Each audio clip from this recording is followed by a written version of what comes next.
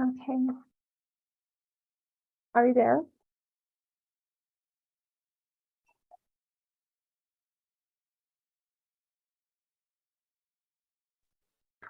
Great.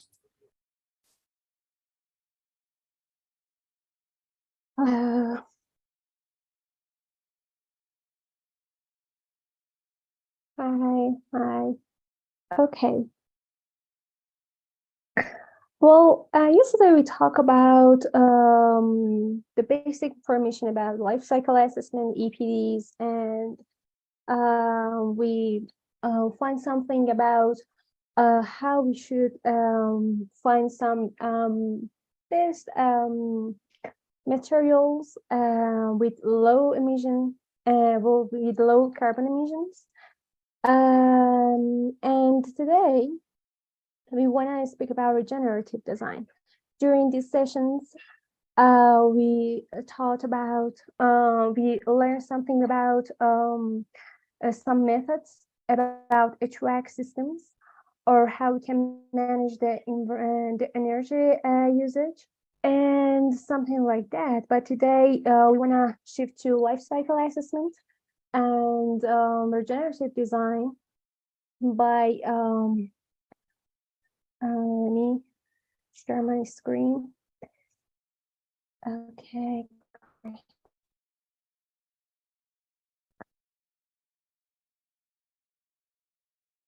What is that?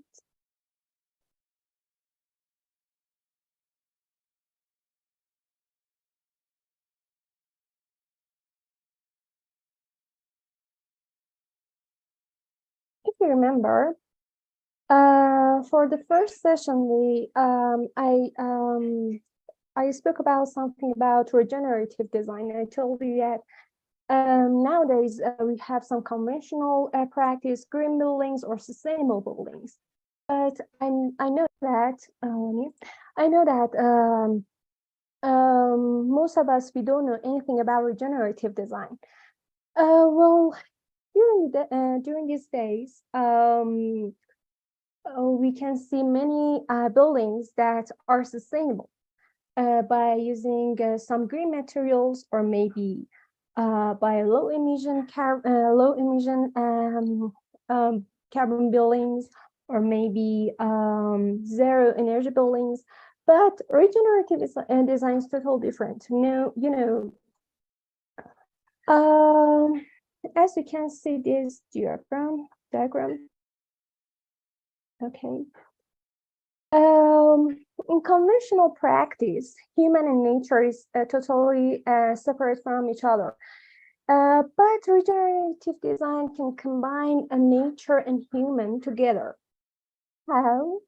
Well, when we build a sustainable building, just try to use green materials, or maybe use some best solutions for managing the heating or cooling. But in the construction industry, we put some difficulties in our environment. For example, sewage or other things that maybe cause to demolishing our environment, our fields, or something like that. But regenerative design is that you can improve our nature by using some eco materials that can improve the air quality, or maybe improve the negative environmental issues of carbon or stuff like that. So let me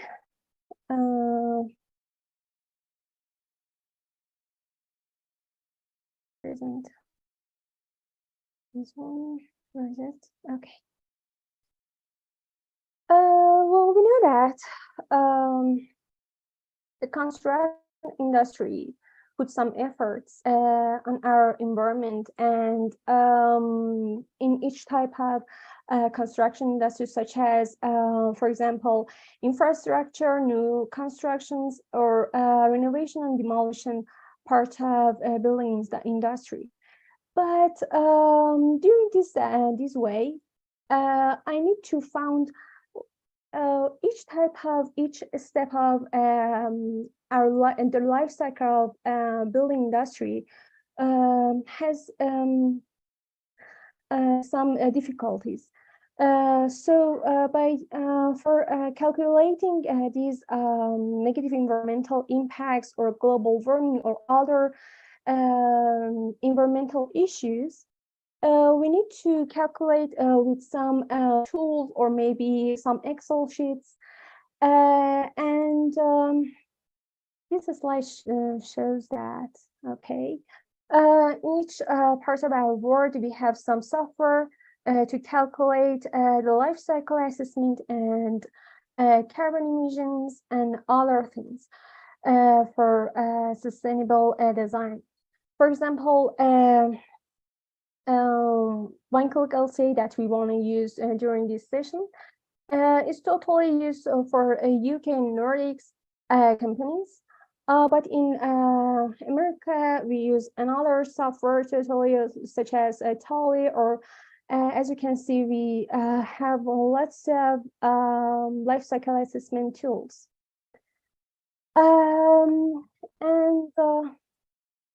This slide shows that why we want to use the one click I see. Before that, it would be better show this one. No. Okay. I want to ask you one question. Do you know the differences between a linear economy and circular economy? Oh, okay.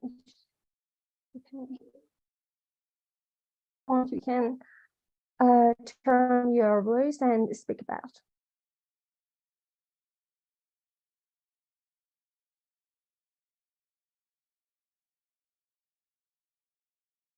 Well, you don't know anything about circular economy and linear economy? Okay, I told you. During these days, for each product or our construction industry, we put excavate some materials or new resources, virgin materials. Then we use it, and after that, we put it in garbage or landfills. It's the linear economy. Just excavate, use, and demolish and waste. But circular economy is totally different. As we talk about in the last session about the D stage of a life cycle assessment, we have some strategies such as reuse, rebuild, and recycle or other strategies. Circular economy is this. After at the end of the lifespan, let me show this part. Okay.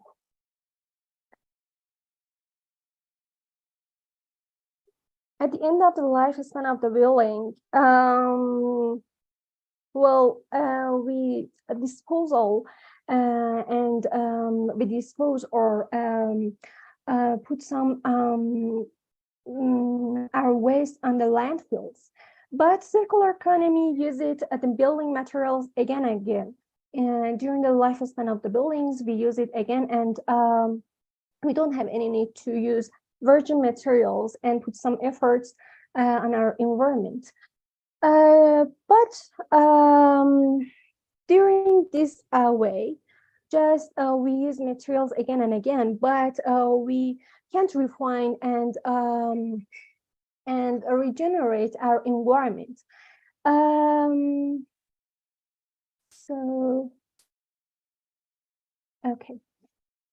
This is circular economy, and during the when I investigate about some tools about life cycle assessment, I found that just one click LCA has one part about building circularity, that we can find the circularity of buildings by the information that we put on our software.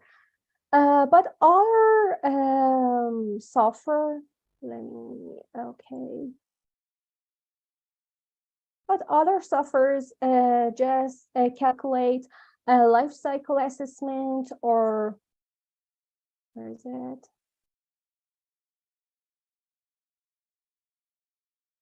Okay, life cycle assessment, or just we can find some environmental issues such as eutrophication, ozone depletion, global warming, but they don't have anything about, they don't talk about anything about building circularity or carbon design.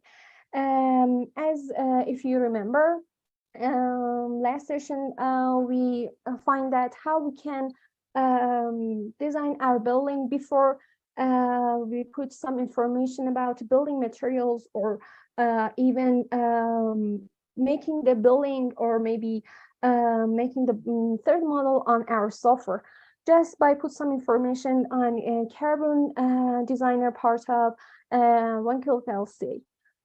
So that's why we want to use live one-click LCA during this session. And let me check. Okay. And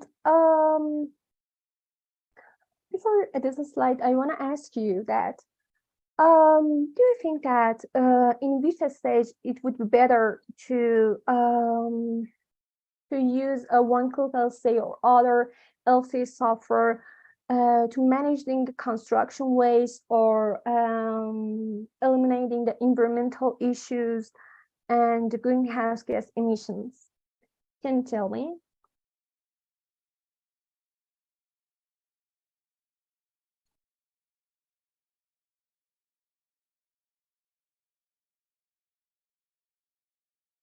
You don't have any idea? Please tell me. Just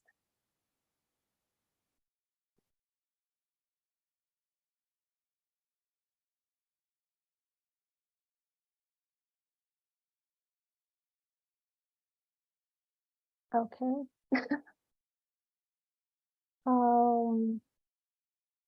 Great. Well, it would better say that before before the construction, before design the details, or also concept design, we can manage the construction waste, or maybe find the best solutions for eliminating and diminishing the construction waste and environmental issues in the strategy part. We can in the carbon designer and in one-click LCA.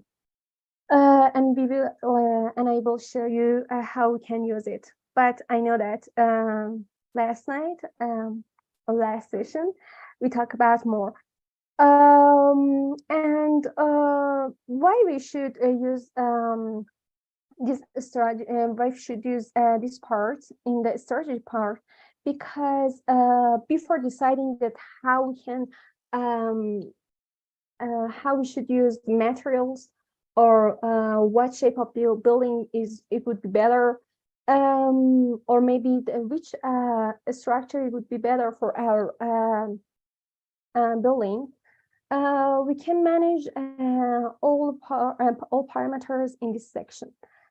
So let me go to one-click LCA and start our training. Okay.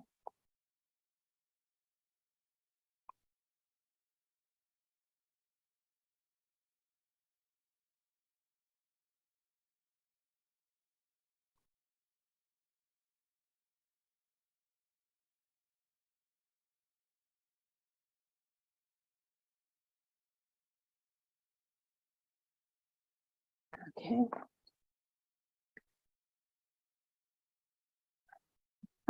For starting a new project, we should go to this part. Billing. If you have any license, please enter the license, but you can use demo, and I will send you the 1-week license for this workshop after this class, but now you can use a demo. Let me send the link of one LC app in the chat for practicing. Okay.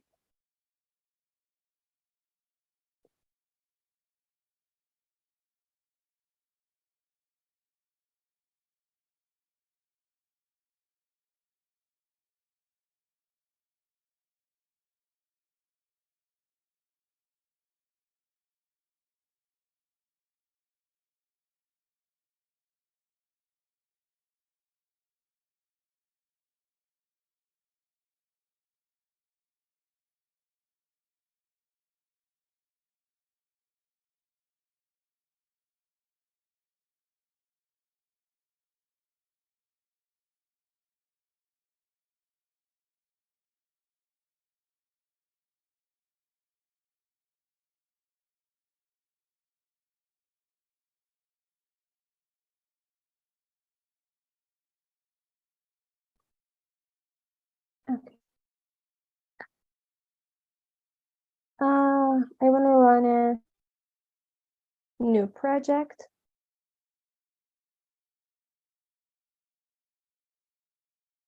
Okay. You should put some mandatory information. First of all, you should put some information about your billing, the name of your project. For example,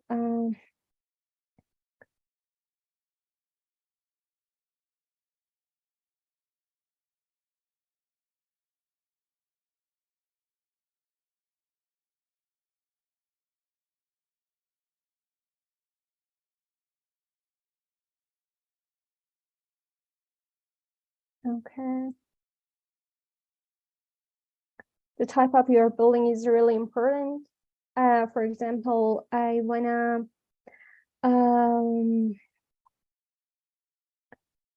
calculate one office billing and my country, for example, Finland.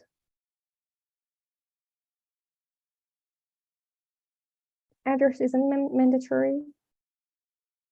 You should put the area, but it isn't important. It isn't important to put it in this stage, but I put it now. The number of followers, not the grand follower. Okay.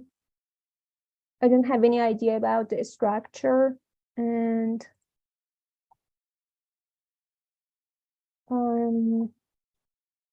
you can use the picture of your building, but it isn't mandatory. Or you can use some standards and certifications for your buildings, for example, BREEAM or EDGE or everything, but I don't want anyone. Okay, this is a baseline of our building, our project. So in my license, I can find and investigate about estimate the life cycle assessment and building circularity, but maybe for your license or when you buy or when you use the student license, just you can use these both have parameters. But for other licenses that you can buy, maybe you can use other things of parameters, but just we need this. Okay. My first building is basic model because I wanna first of all I wanna use I want to put some information for conventional buildings, and then we want to go to regenerative model. It's a concept model. Okay. And it's based off baseline of my project. So you should put some mandatory information in this part of input data. Building materials, energy consumption of buildings annually. The calculation period, the lifespan of your building, for example, 60 years or 50 years, or etc. And building area. Okay, first of all, I ran the building materials. Okay. During this part, you can see some parameters, materials, country. This is some filters that you can use to optimize your selections.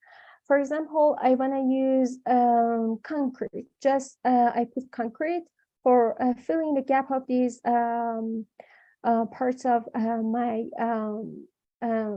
building materials. But or maybe you can just you want to use some specific materials for each country, for your own country, or other projects of other countries. Or maybe you can filter some of sources of EPDs from each country again.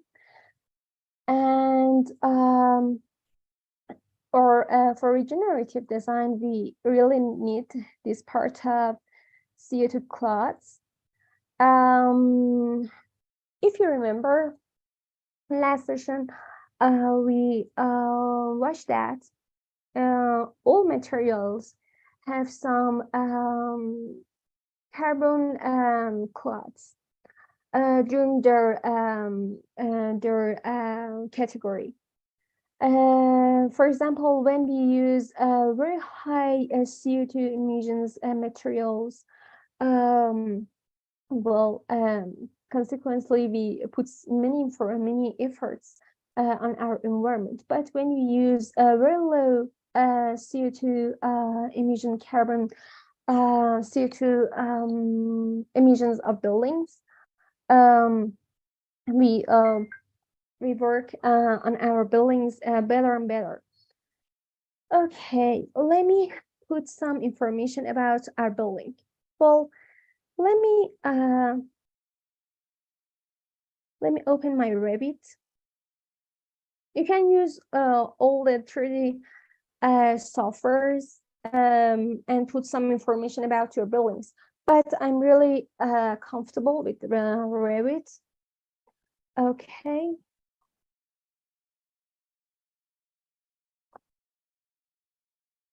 Let me exterior, ground floor, first floor. Okay.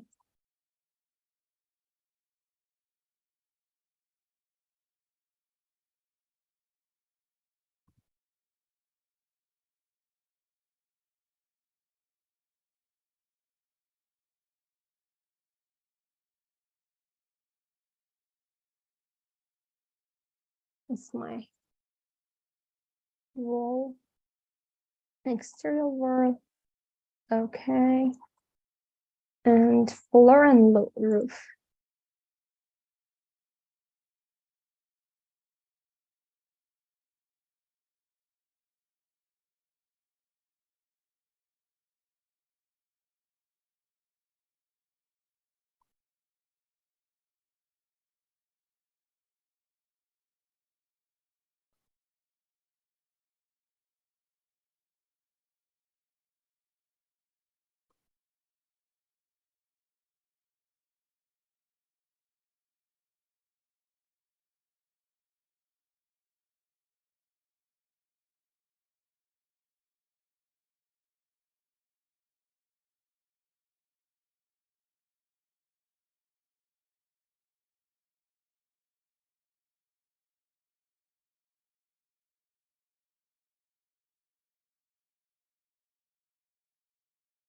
Okay.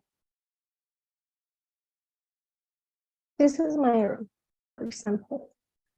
And we need some windows and door.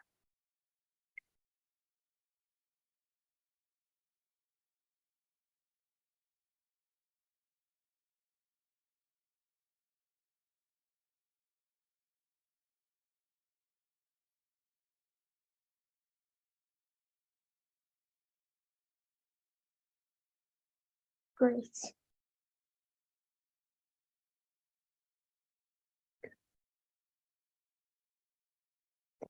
Now we should turn to find the materials that we want to put on my 1 LCA. Okay. I need building material and take off from. Okay. Walls.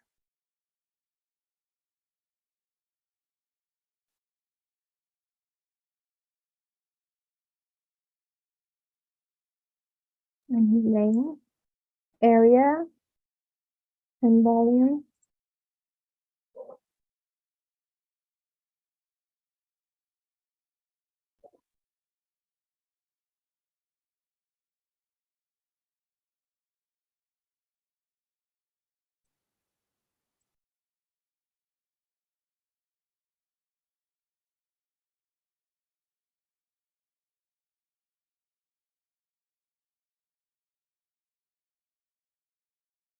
Okay, great. Let's put some informations on Revit to 1 LCA.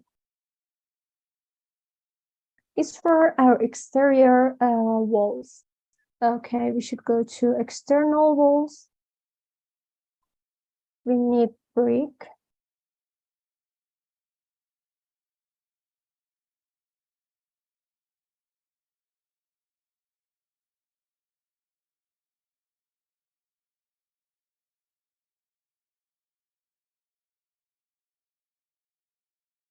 Okay, as you can see, there are many building materials for bricks.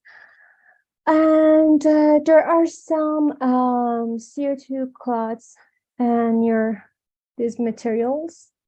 And let me find the better solutions for our building. Okay, I want to compare some of building materials. As you can see, there is many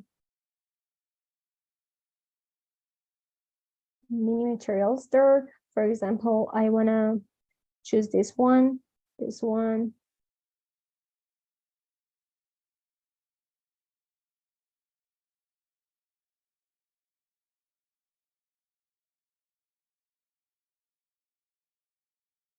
Or for example, this one. And there are many countries here, but as if you remember, I choose Finland, and first of all, these applications show me the materials from Finland and then other countries like Germany or other countries. For example, let me check it with this one for Denmark. Okay, it's enough. Well, we have one part is add to compare. Okay, I want to go to this one, this part.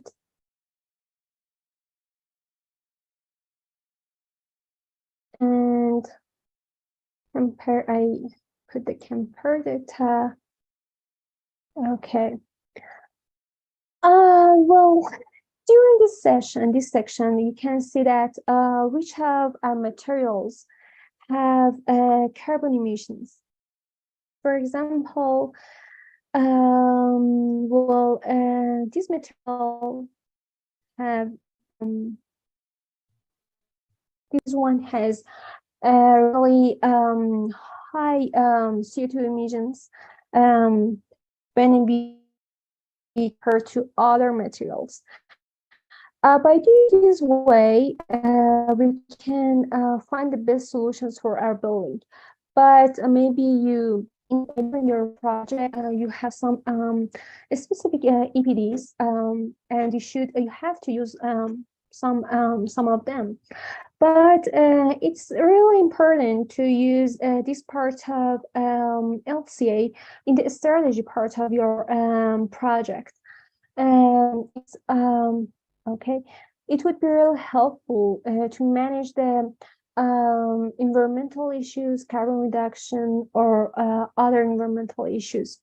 So I know that this one is really better for me. Okay, I turn to my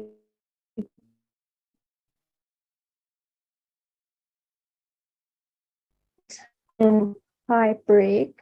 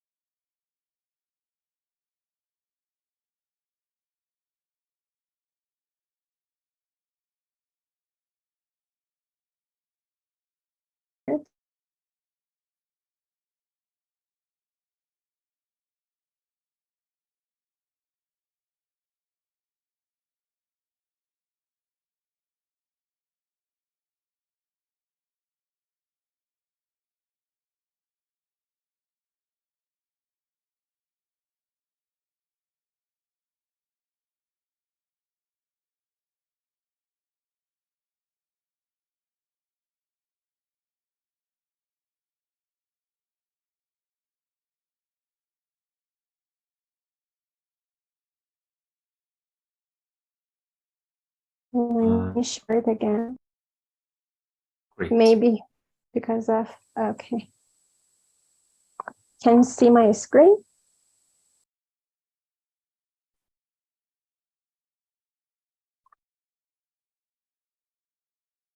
Do you have my screen now? I don't have yours. I now have your screen. Okay, great.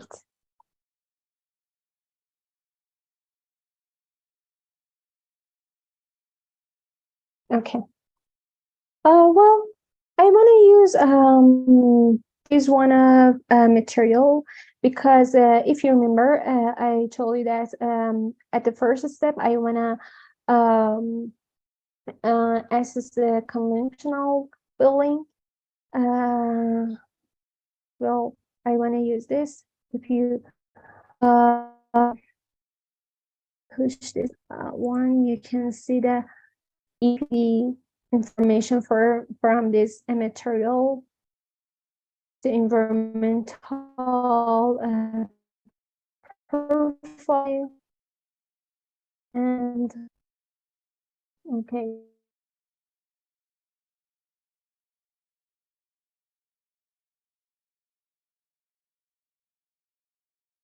Okay. Well, for bricks, we have two units, kilogram and ton. So, if you remember, in my material check path of my Revit, I just put the area and volume. Just let me edit this one. Mass. Does it have mass or not?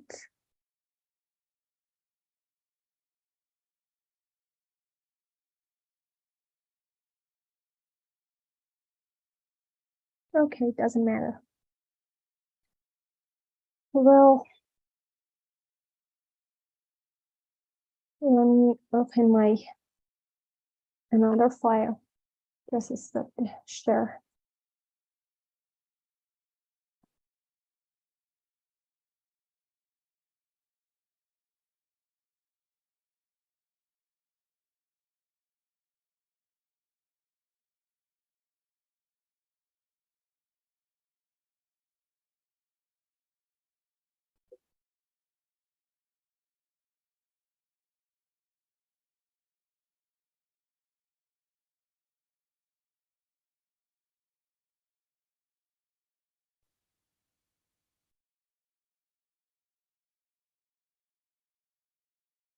I'm so sorry, please wait to find this part of information.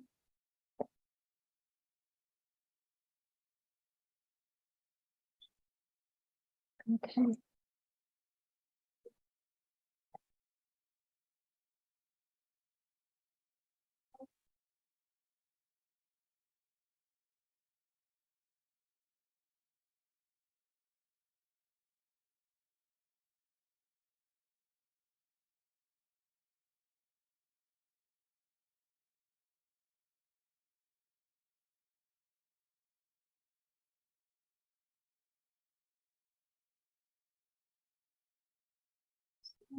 Okay. Good.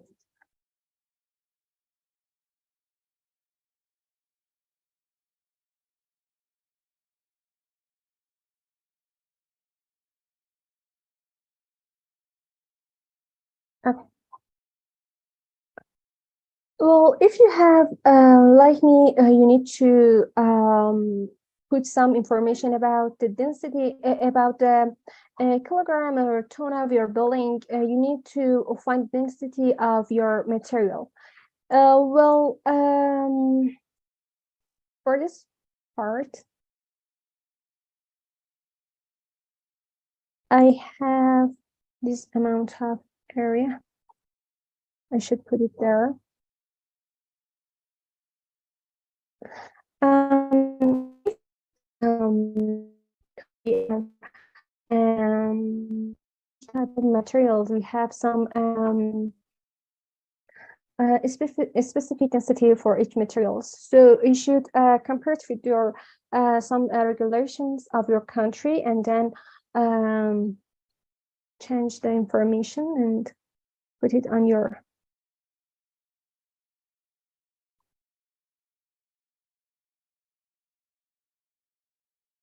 Okay, great.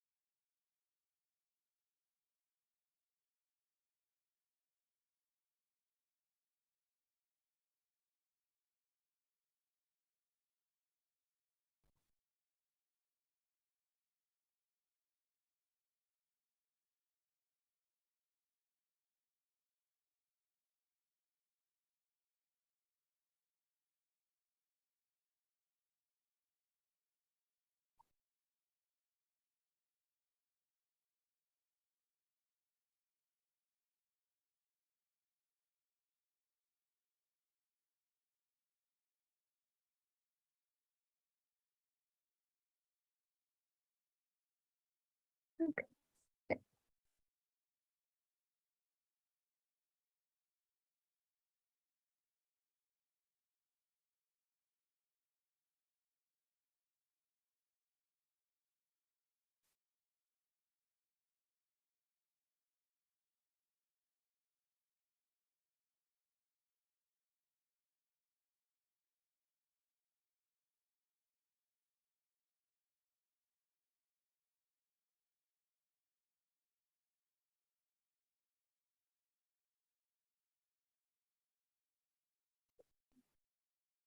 Mhm. Mhm. So, or if you don't have density of your material, you can check it with your EPD. Let me check it. I think that you have some information about this one. Okay. No, it doesn't have some information about the density of your material, but some of them of these materials have the information about density or other features of buildings. Okay, I put the quantity of my material brick. Then I can put some information about this one. For example, external wall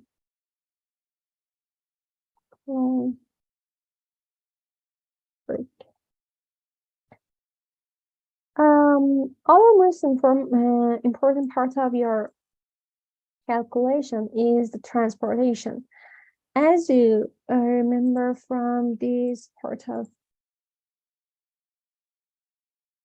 the life cycle of our building, as you can see, we should put some information about the A4 stage, the transportation of your materials to the construction site. Well, for example, I wanna use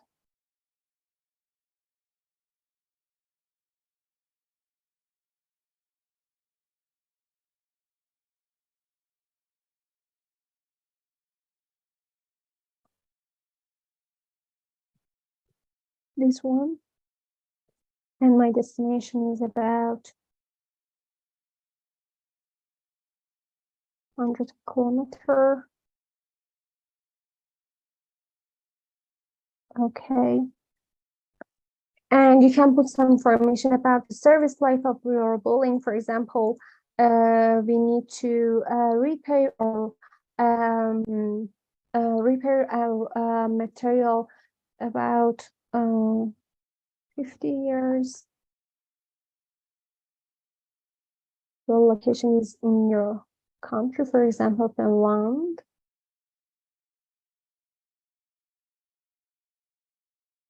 For repair, we need to repair it 4 years, West stage. The waste of your material is some information that put in your the EPDs, but you can change it if you want. And in the end of life, you can consider some of strategies. For example, reuse it again, or just for example, reuse is better, but for conventional parts of our building, it would be better to choose landfilling. It is unreusable material. Okay, great.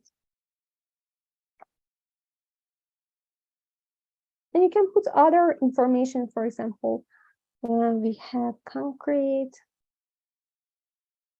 or ready-mix concrete. For example, this one.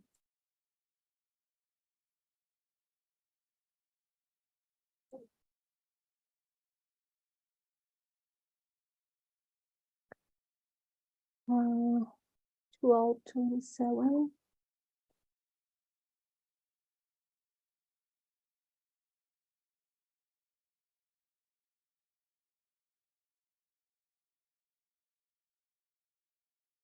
Example 60.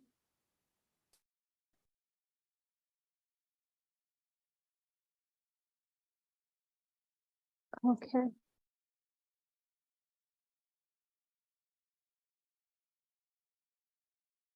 Or you can fill other parts. Just let me fill the walls and try to manage and optimize the building materials for a regenerative part.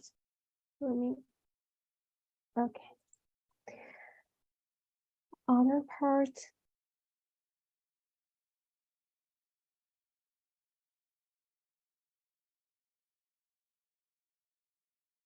Oops, sorry.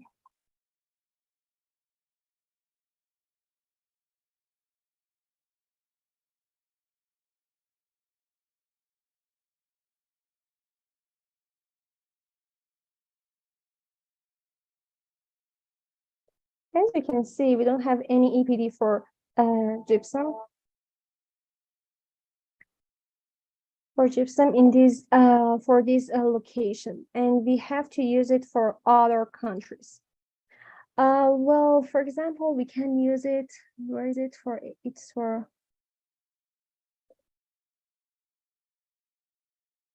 Europe.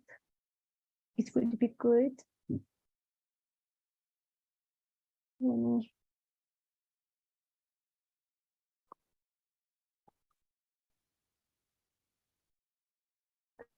Maybe we can use this one. Okay.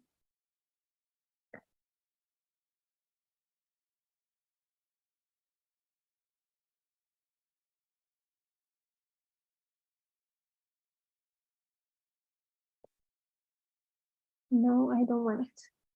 If you want to change or maybe delete the material, you can delete it easily. Okay.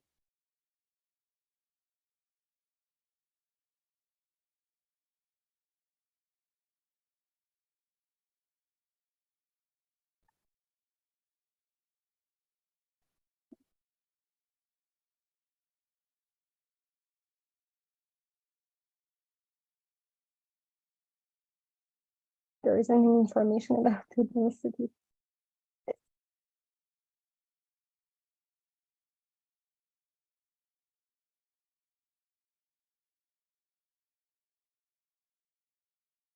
Okay, great. It would be better to use this one.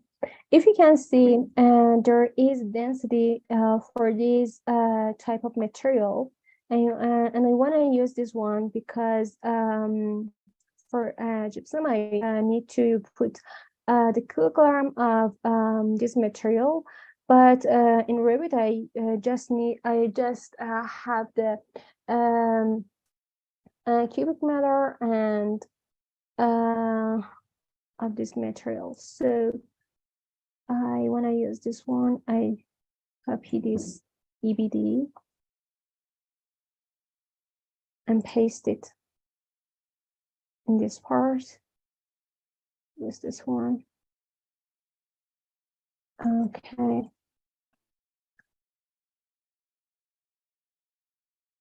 That was 1000.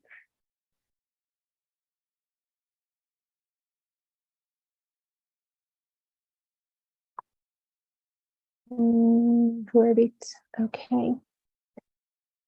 1000.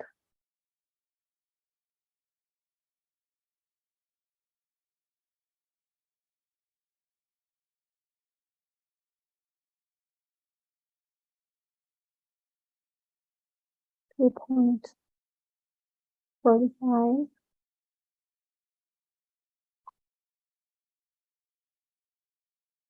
Sorry.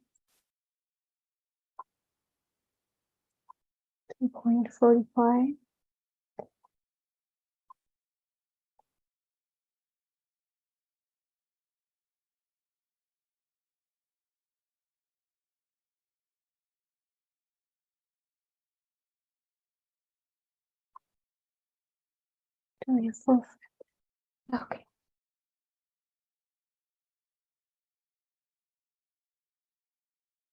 For example, I transfer this kind of material by the library when and the destination from our location is about 120 kilometers.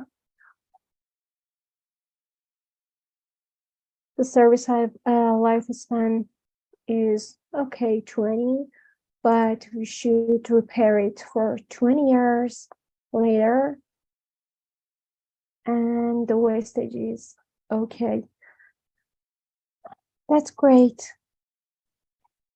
Just and you can feel it all part of this kind of sections. For example, internal walls, columns, floors, and roofs. But as I want to show you another part of this, it's an error to repair. Sorry, this error for which part repair section?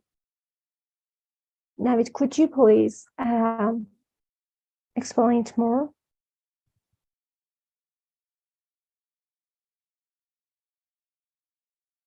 Okay. Yes, I need to save the part.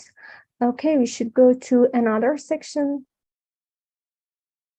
For example, I put some information about windows, doors, floors, and roofs. And then another essential part of our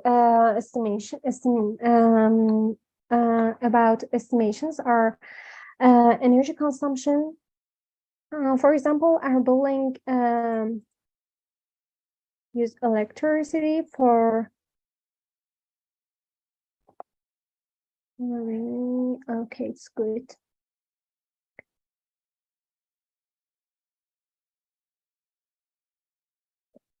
For example, for facilities, we use electricity about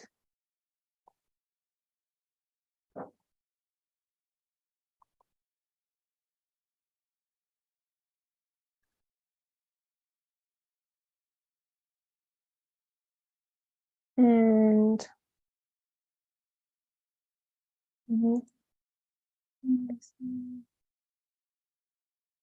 and for cooling also we use electricity.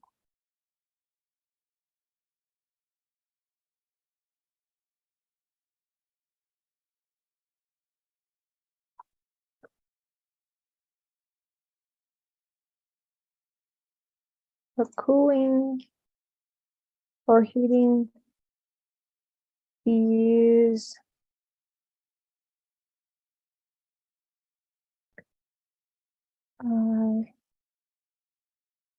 natural gas.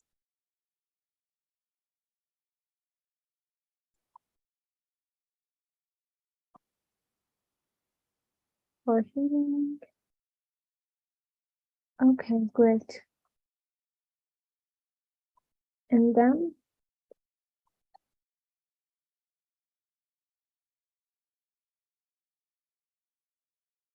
if you fill all the parts of your of this software, you can use the better result of your billing. For example, you can, if you use some passive, some active solutions such as solar panels or other active systems, you can put some information in this part, exported energy, or you can fill all the parts of these sections to find the best solutions to find the best information and result of your life cycle assessment of your building. So water consumption isn't mandatory, but we can put some information about that by calculating on your software or other things. And construction sites operations isn't mandatory, but we can put some information about how we use the energy of our sites when we want to building our buildings. For other parts, as you can see, if you have any other question, please ask me, but I pass this. The calculation period is really important. For example, your building is built for 30 years or 60 years, totally different. And because when you use one building for a long time, consequently, the emissions of this building, it would be much lower than other buildings, other same buildings that have some building period about, for example, 30 or 20 years. So I put some normal building period of our building, 60 years. Emission removal isn't mandatory, but I want to show you. For example, in this part, you can put some information about natural resources of your environment. For example, use some specific trees around your building, and that is very helpful to and you can use this one for your calculation, but let me use it for the regenerative model. Okay, building area. I remember that in the first part of the putting information for our building, we put some information about the area of our building. But when you model and put some information for your new model, you need to put another time your area of your building. Well, I want to use internal. Let me check it with my Reddit.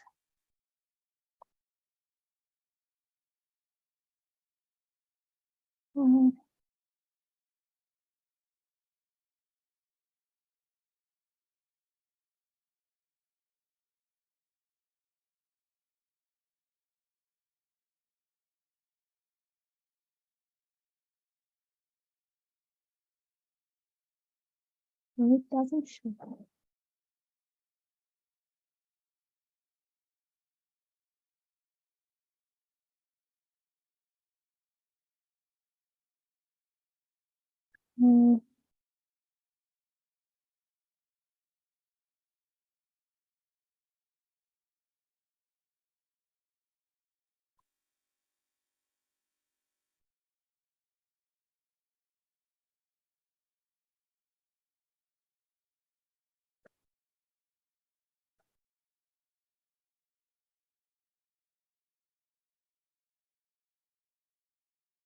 I suppose that was about. Okay, great. 93 is for internal part.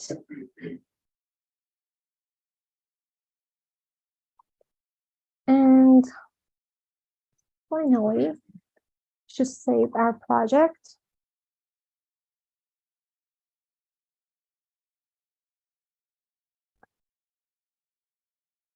Okay, and the result.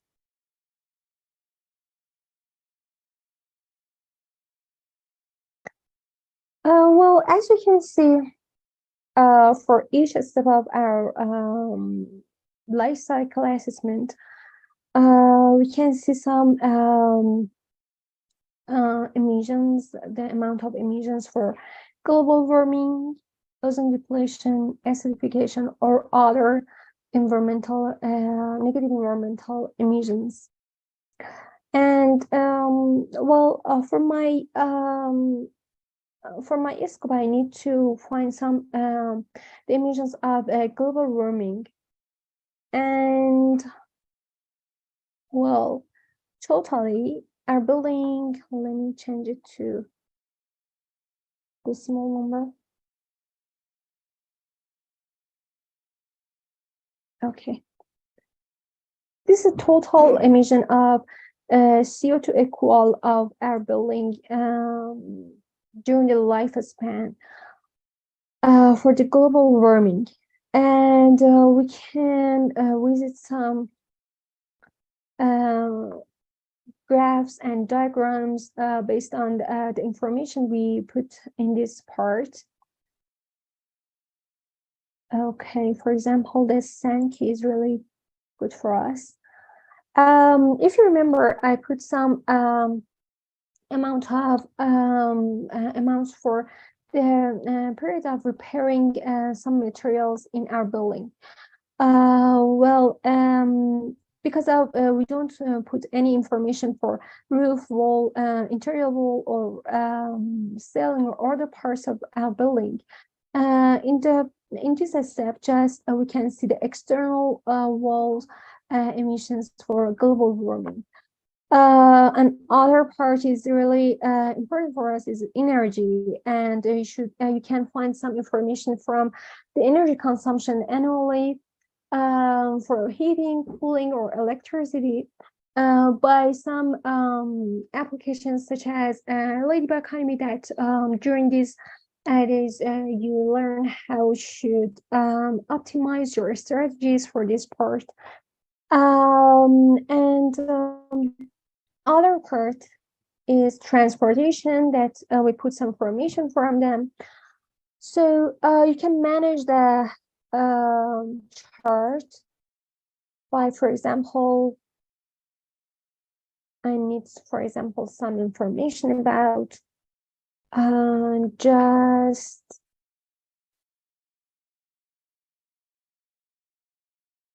A1, no, yes, it's okay. For example, I need some information from just a B level, and I don't want the A levels. Okay, as you can see, in this part, just you can see the B levels, but if I put A levels, you can see the A1 to A3 materials. Okay. And other graphs give some really good information for your projects. Okay. But it was the basic model of our project. And we want to check it for a regenerative model. So let me work with carbon design, carbon 3D. Okay, great.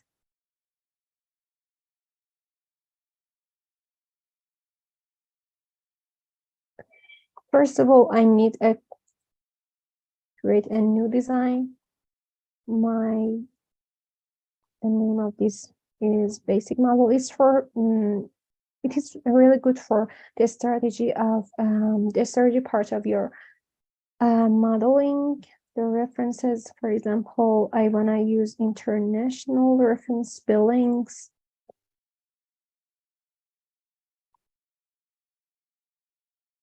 Mm, 20, okay, next.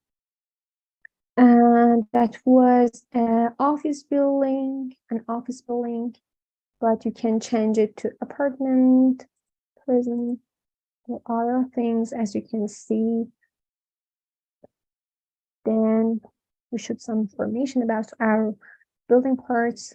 For example, the number of floors above the ground. For example, 1 floor or 2 floors. Underground, 1 floor.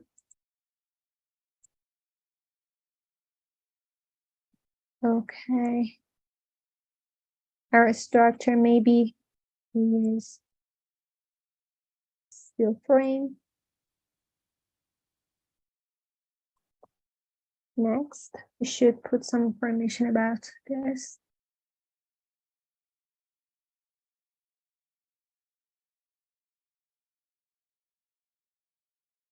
It's good. Wide. For example, 10 depth, 10 internal full height. It's great. Column wide.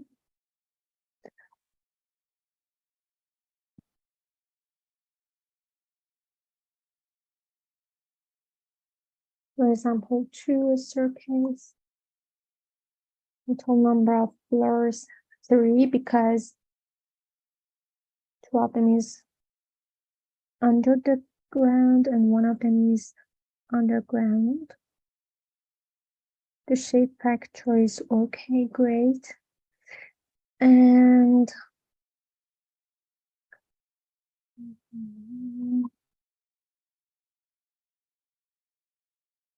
floor thicknesses 5, envelope thickness, for example, this one.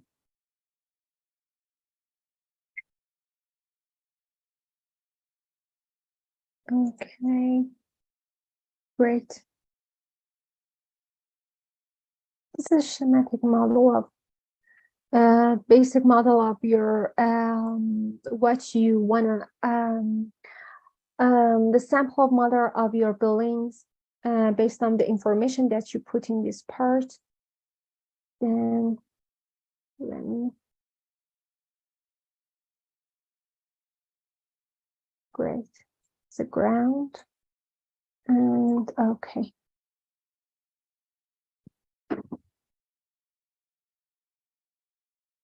Okay. Another time you can change the information from your building structure or other parts. Let me check it again.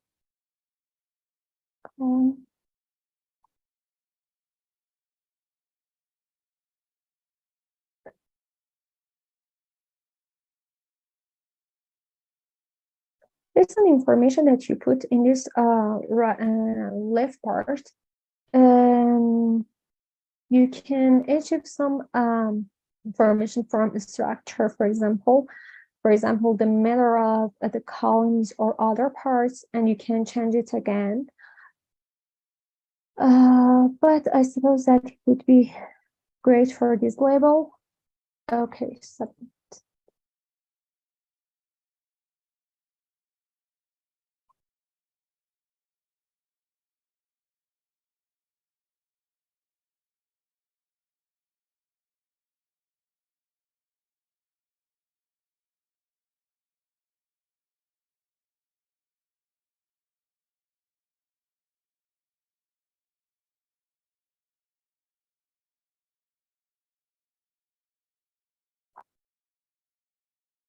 it takes some time.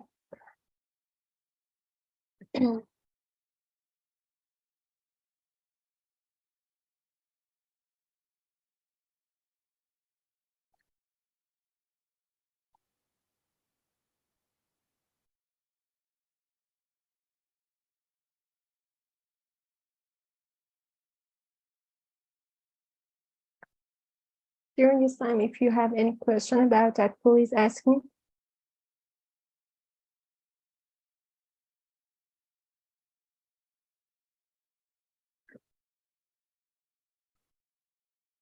Okay.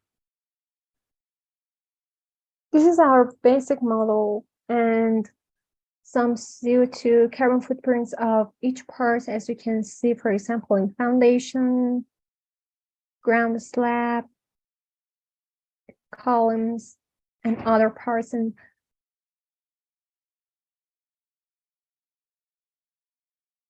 of your basic model. So I want to use, I need to change it, some informations, for example, some of materials that have been included in this part. I need to save design to project and then copy this one, 0 to basic model.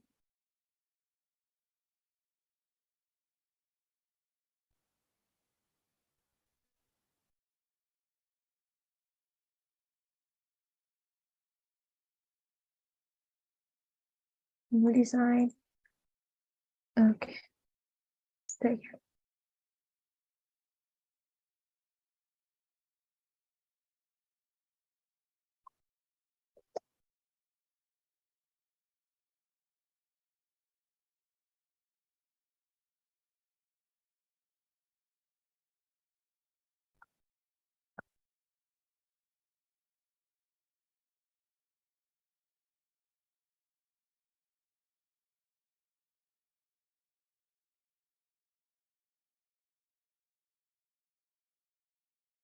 I suppose that it is the model, basic model that we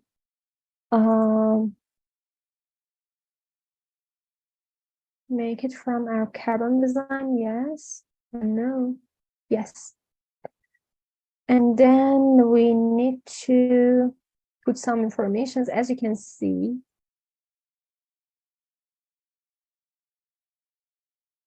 We don't have any level assessment amounts this model, as we don't put any other part of essential part of this calculation, and we should need to put some information for energy consumption and building area.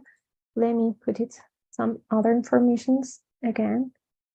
For example, I don't have any information about the energy consumption. So what should we do? Then I select one of these parts, for example, electricity. And in this part, I put 0 and save it. Then we don't have any information about this one. So I go to the building area. Let me check it again. Okay, great. The building area, the internal, gross internal, 3, and save it.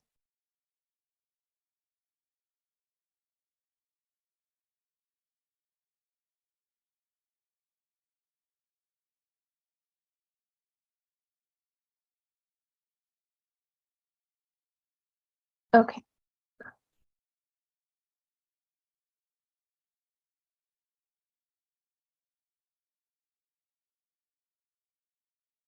Let me delete the previous model because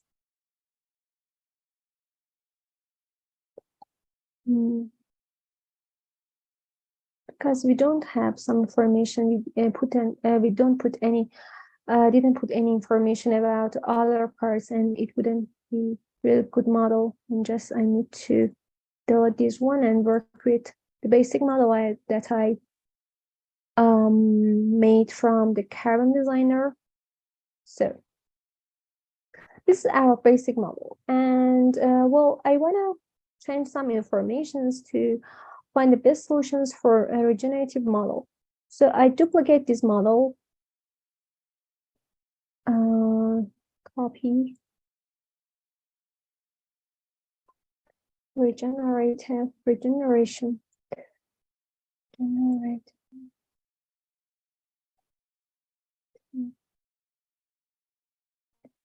Model.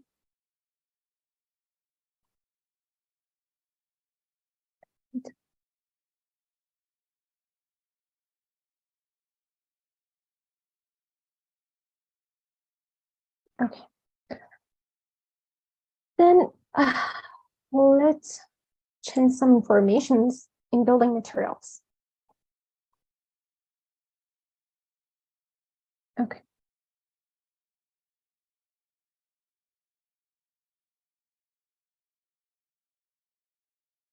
For example, for concrete, it uses ready mixed concrete with low strength. Let me check it, the carbon emissions, environmental profile. It's not really good, but we can use it. But let me find the better solutions for this part. I copy this one. And as you can see, there are other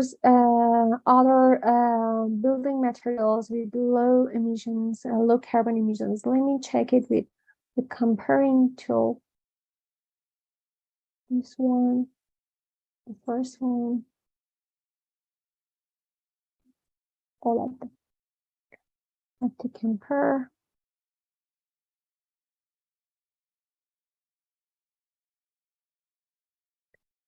And then compare data.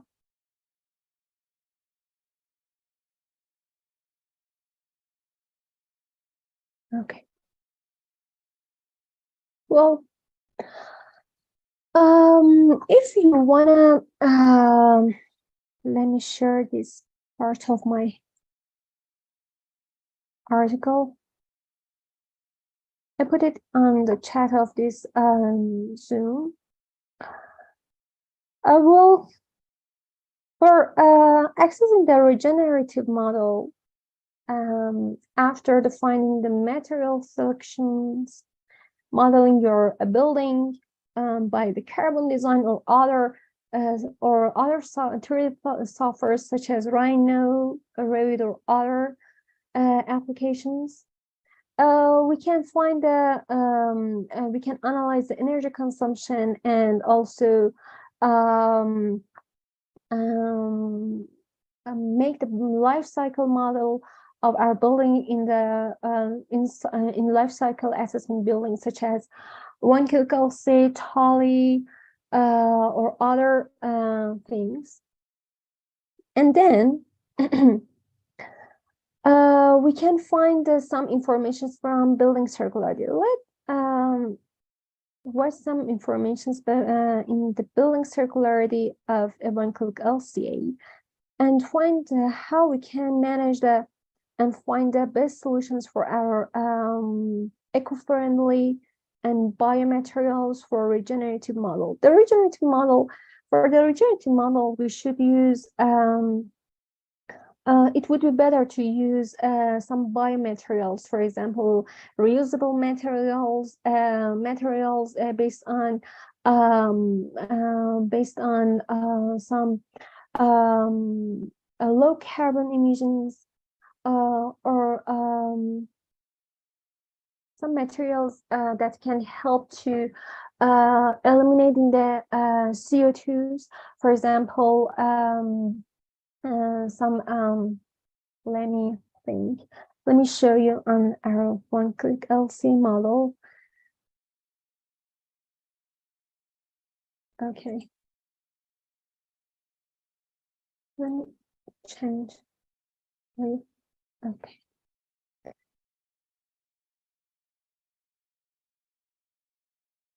As you can see, in the fourth step, we need to in the third step, we should find the building circularity to find that how we building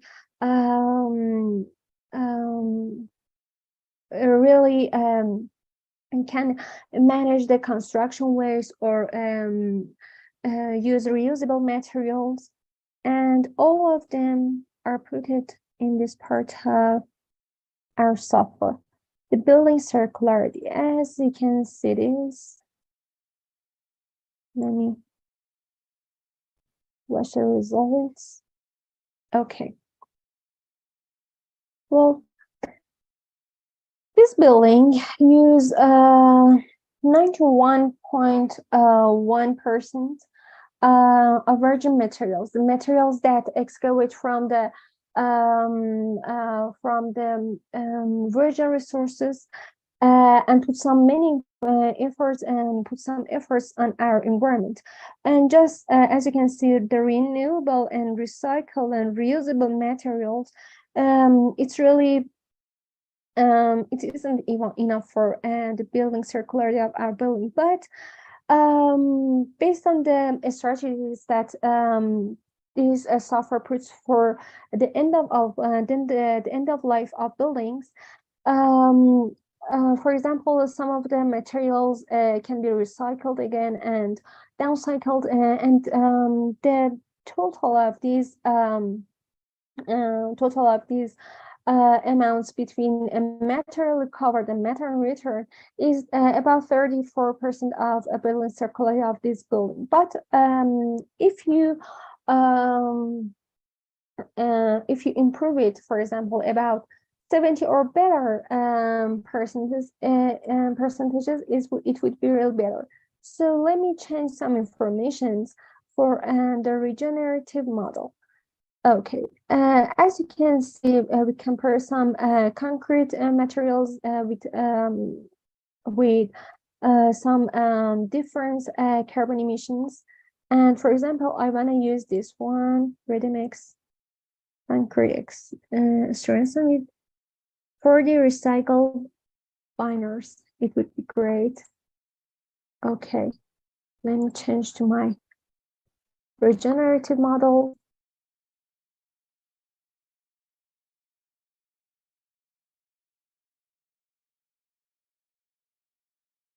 I want to change this kind of concrete. So that was 0% recycled binder, but I want to change it to 40%.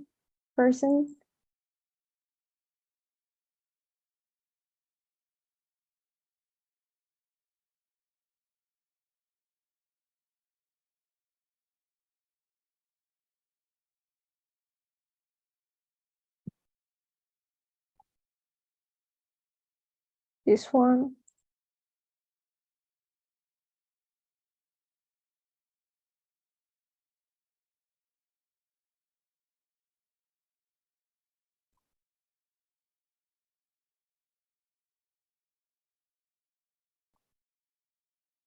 Okay.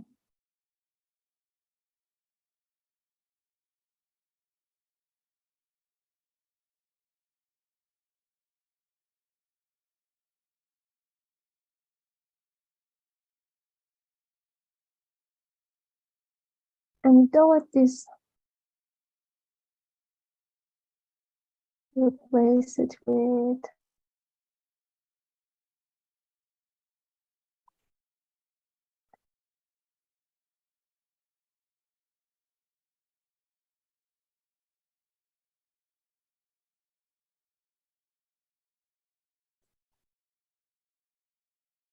it takes a while. Okay.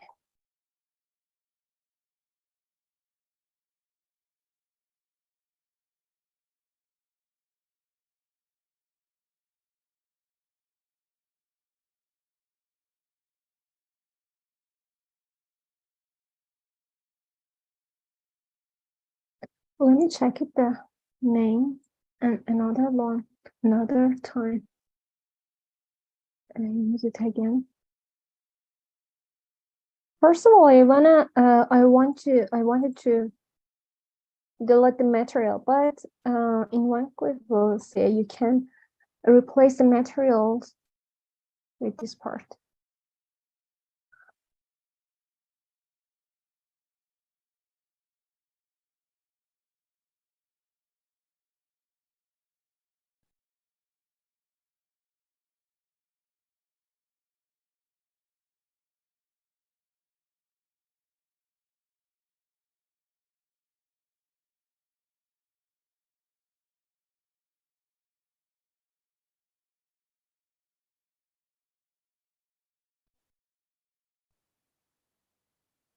Okay.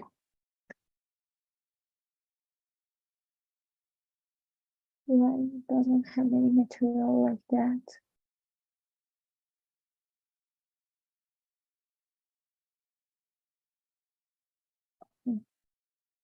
Okay. This is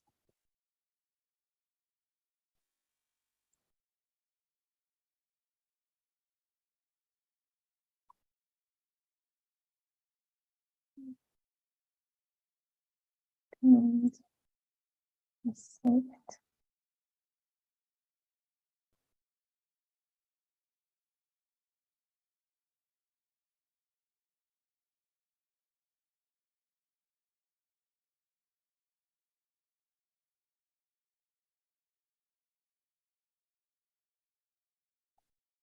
And let me delete this part.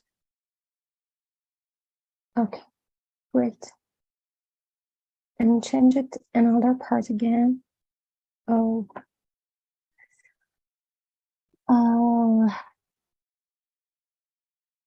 I suppose that some parts of this one is good, but we can change some of them again.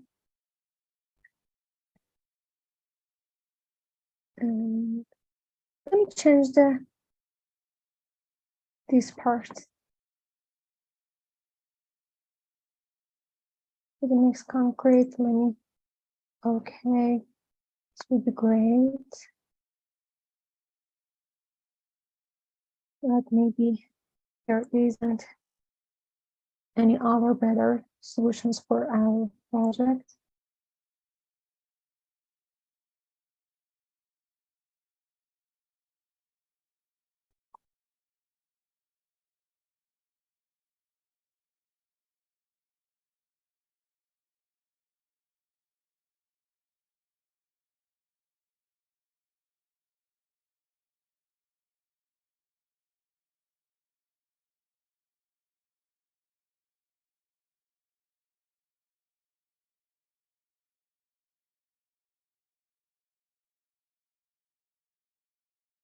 Mhm. For example, we can use this one because as you can see, the color of this material is dark green, but it's light green and it's yellow and orange, and it would be better to use these parts. It's about 40% recycled binders. But for example, this part or this one that is zero recycled, it is a recycled material, and it would be better to use this kind of recycled material. Then you use the recyclable materials. Therefore, you eliminating the virgin materials, and you cut the efforts that you put it on the environment. So let me change. Let me put some informations from from this one to this one, and we need the reinforcement is still rebar. It's good, but it would be better to use another material.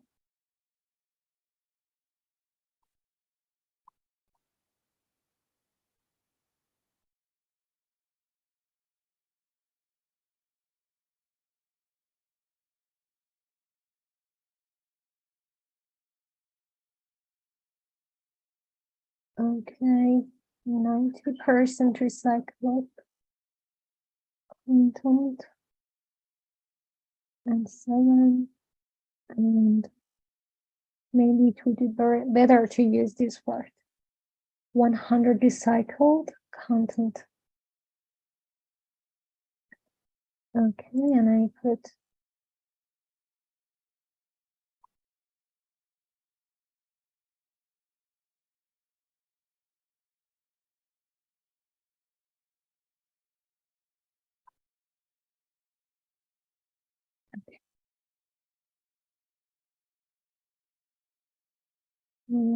foundation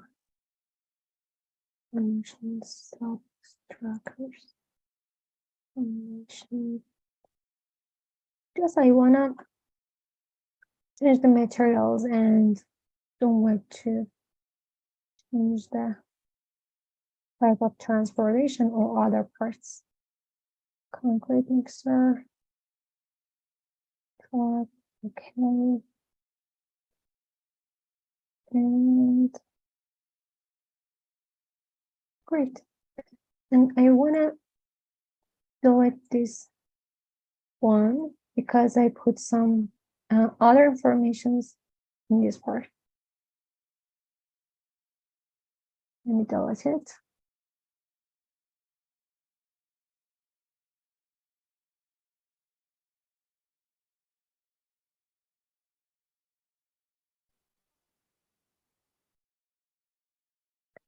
And you can, let me tell you another things. You can select some materials and make a group of materials. For example, as you can see in this part, you have some informations about different type of materials. For example, the waterproof or ready-mix concrete and other installations. it is a group of materials, and let me group these kind of materials together. Create group.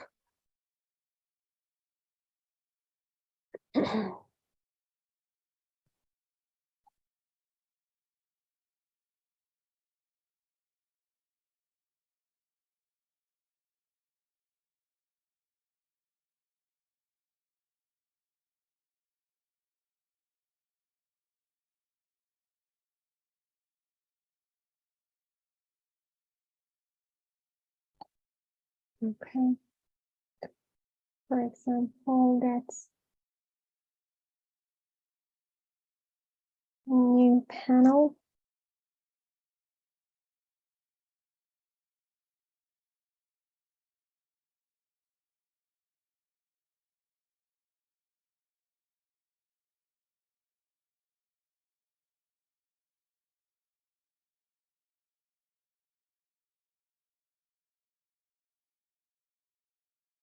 It's for foundation.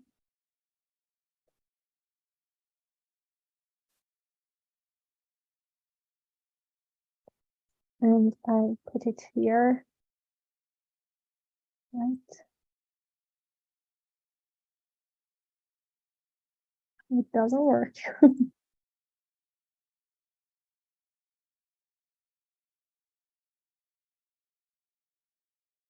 Let me.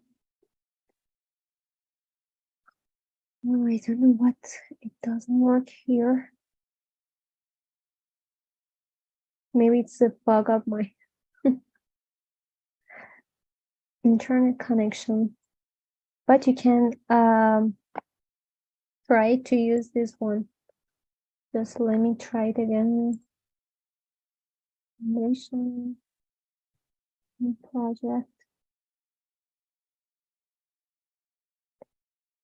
It doesn't work.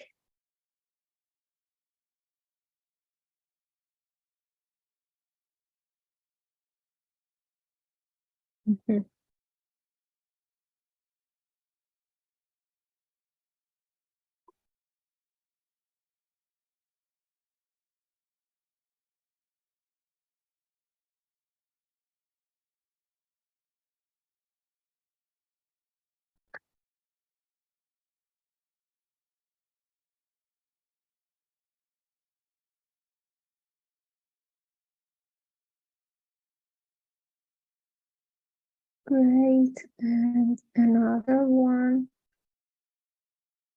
please. Okay. Thanks, Scott. And save it. Where is it? Okay.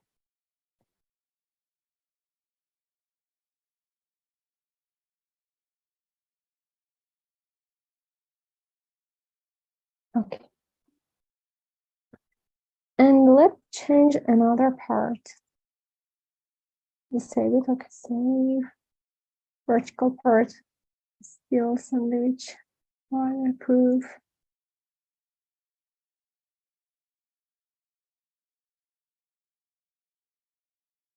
It would be great.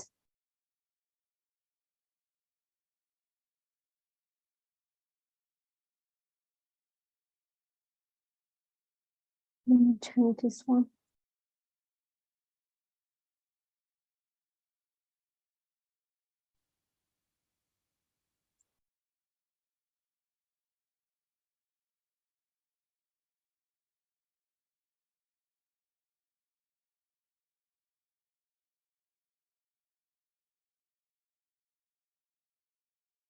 Okay. Now we use this part, 60% recycled content, but let me change it to this part. This one, 90 recycled content. And put this information here. And let me find the better solutions for this facet.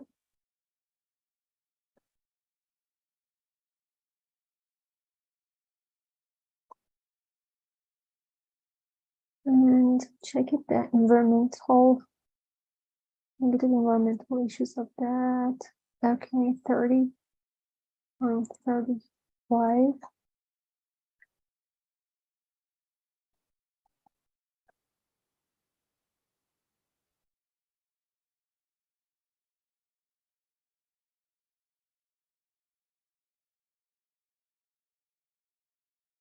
And compare some of these materials.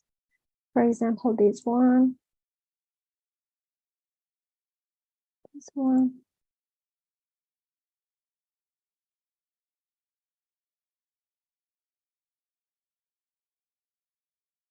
And please note that some informations of this kind of materials have been changed in this part. For example, as you can see, some of configs are totally different from each other. Let me check some specific information of this part, and then okay, 25 kilogram per.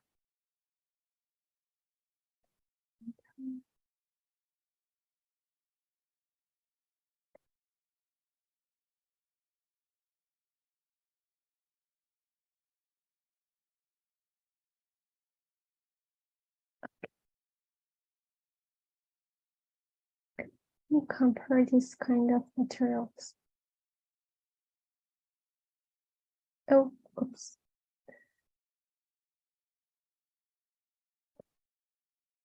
So I'm going to compare it and then find the best solutions for that.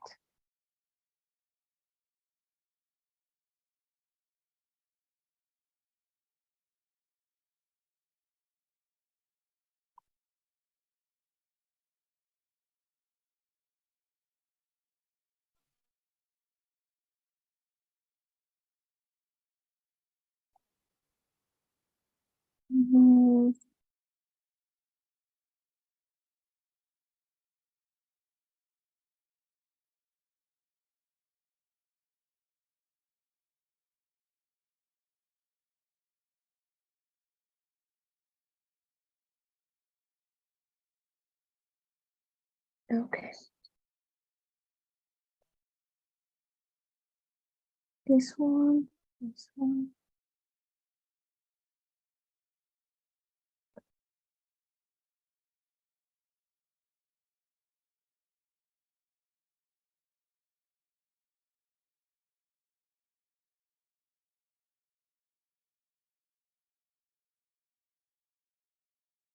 Oh,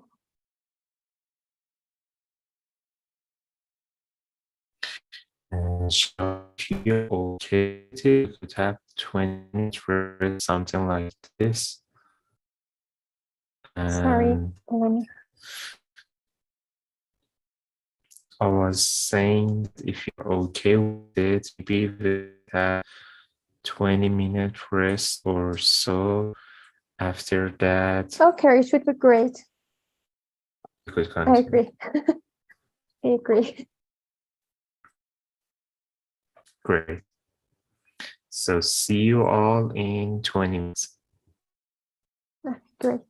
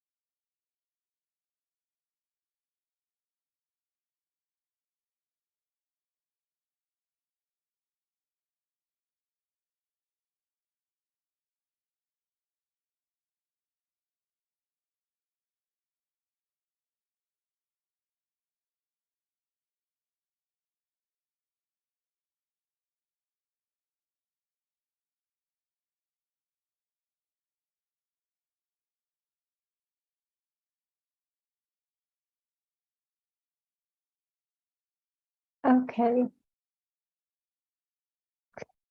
I suppose that it would be better to show some informations about the carbon cloths and some biomaterials that I mentioned before, and then to continue to for our presentation. Is it okay?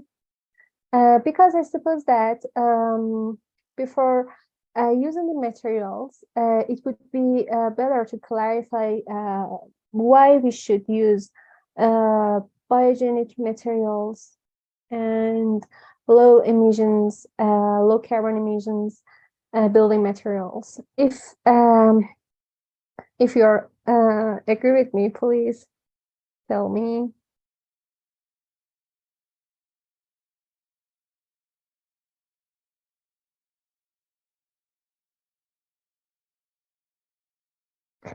Friends, are you in the class? That would be a great question. Okay, great.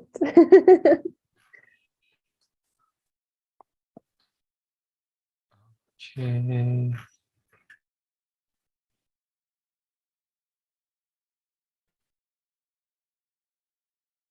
Maybe we wait a little bit and then start it again.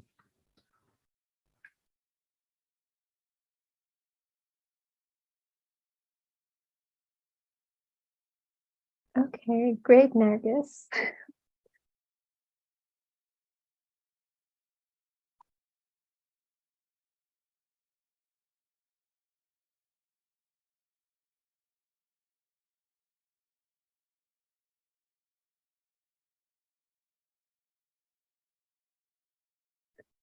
Let me share my screen and turn to my class paper.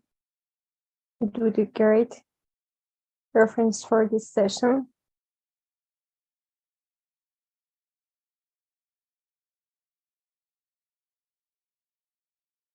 Okay.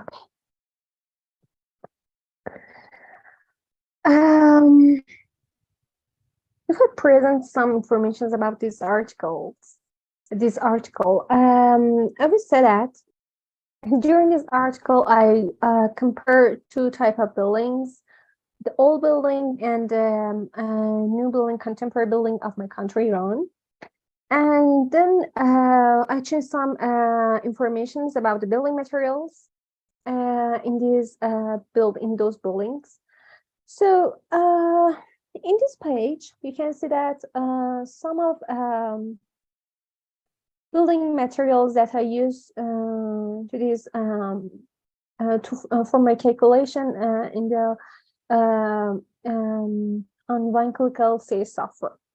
So as you can see, it would be better to go to, let me minimize it. Okay. Go to this part. Where is it?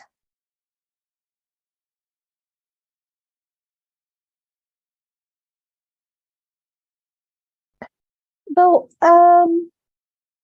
in one-click LCA, we can separate the materials in six type of CO2 bubble clots.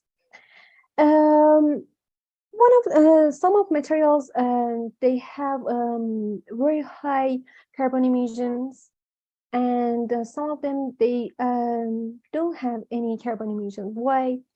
For example, you imagine that you use a virgin material. For example, you use steel or concrete that aren't reusable material, and just you use the virgin type of these materials. Well, because of these, because you use this kind of material, you excavate this construction model, this construction and materials. Let me show this one again. Okay. It's a cycle of the life cycle of when you use the virgin materials to the end of the life.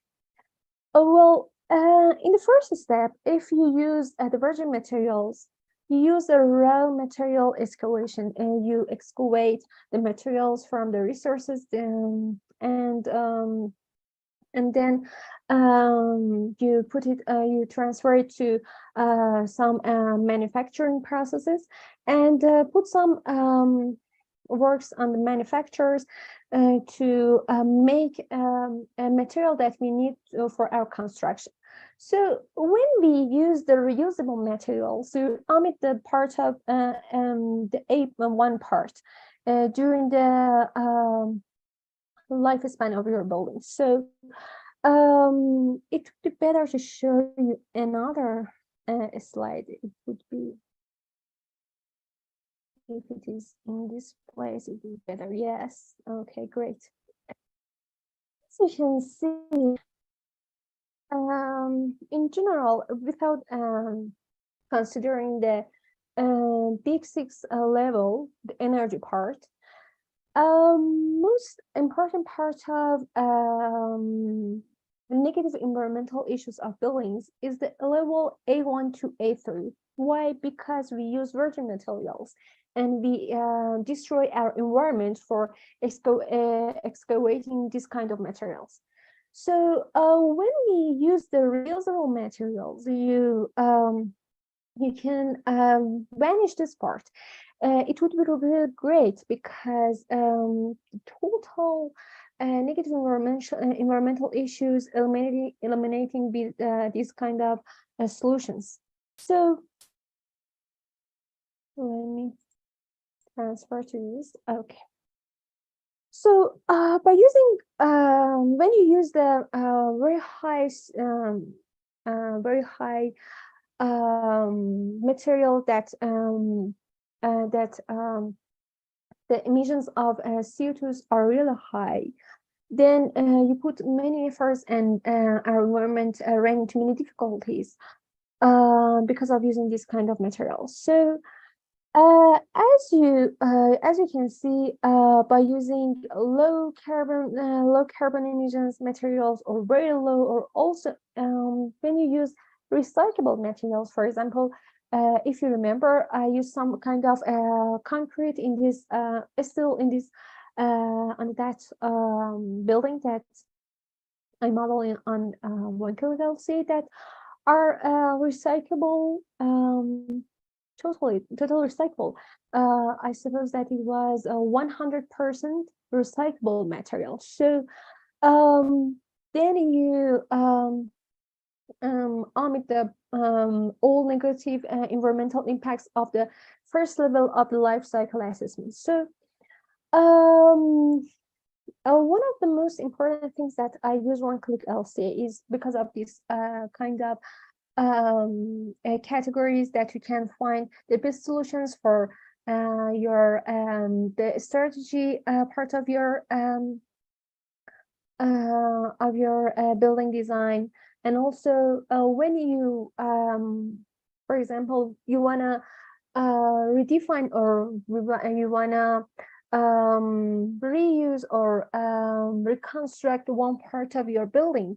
For example, I want to add some balconies, or maybe other parts, and want to choose best solutions to eliminating the carbon emissions. So by doing this way, I can manage the environmental issues such as global warming potential, acidification, eutrophication, or other part of environmental issues that leads to the mitigating the greenhouse gas emissions or other CFC gases. So, for example, let me show this kind of materials that I use it from my article. For example, for cement, I categorize some of this kind of materials, and some of them has a very high CO2 emissions, but some of them are a really low carbon emissions. And for a regenerative model, as I mentioned before, it would be better to use biomaterials or reusable materials, or materials that they have low carbon emissions. And this kind of materials is are repeated for other materials such as concrete, steel, or glasses, or other things. Okay, so let me show this one. For example, if you remember, I separate my buildings in conventional and regenerative building. In the conventional building, for example, in these samples of this article, first of all, I use, for example, a clay soil that have some negative environmental impact. But in the regenerative part, I use recyclable soil without any CO2 emissions in the first step of our building A1 stage. But for example, I couldn't find the Portland and cement that are totally recyclable, and just I use the better solutions. For example, 30% fly ash content instead of using virgin Portland cement. So it's all my setup. Why I use some kind of materials, and note that you should for regenerative model you should use this kind of materials with low carbon emissions. So if you have any question about that, please tell me, and I can show more in our software. And also when I go to comparing materials, for example, I put some 5 materials together and find that one of them has more carbon emission, but other has low carbon emission. It's like that, but in the software you can find better solutions by doing this way. Okay, do you have any question about that? And is it clear for you?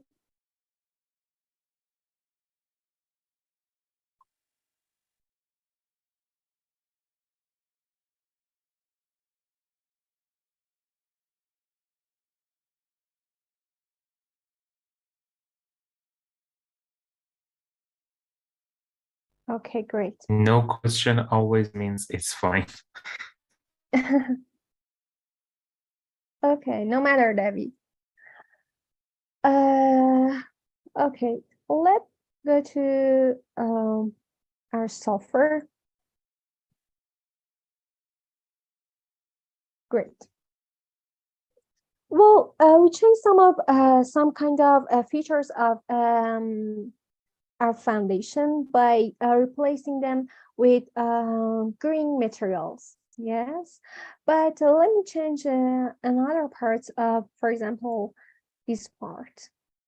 Is still okay. It would be it's our regenerative model. Yes, well, as you can see, I forget to I'm in a basic model or regenerative model. Well, in this part, you can find that you're on what of your model in this part. Okay, and when you want to came back to your overall project, you can go to this part, 21st of July. Okay, and this basic model and regenerative model. Then I go to building materials.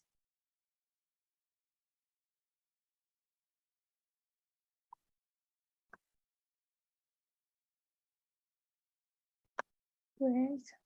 Okay. Let me change something about this steel sandwich element.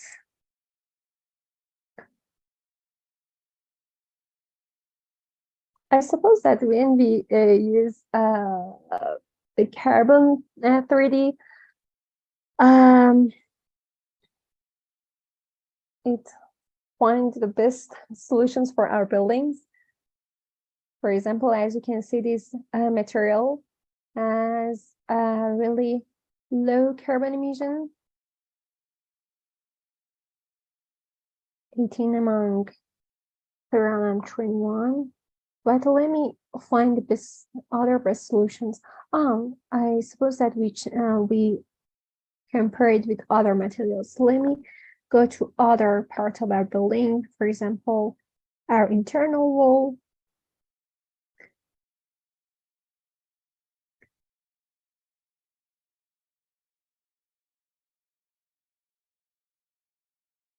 Okay.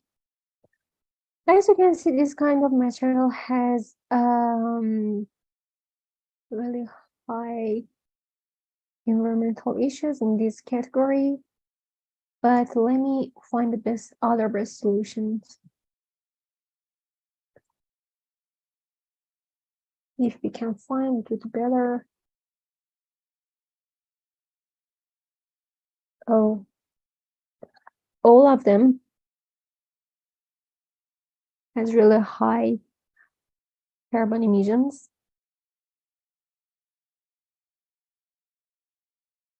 But let me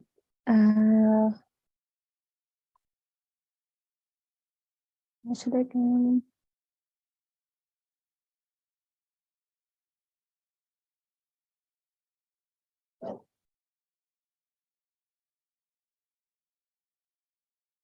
And compare it better to clear our compare data and then compare some new materials. Let me clear all of them.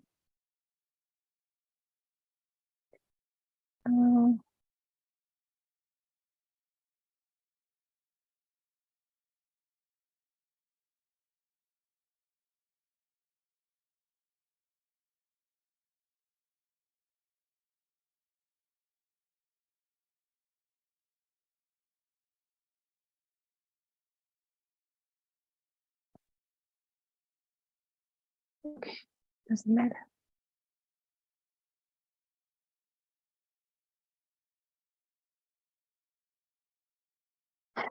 Let me compare some of these kind of,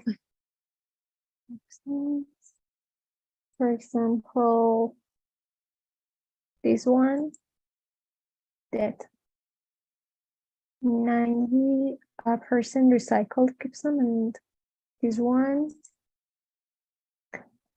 and please to compare.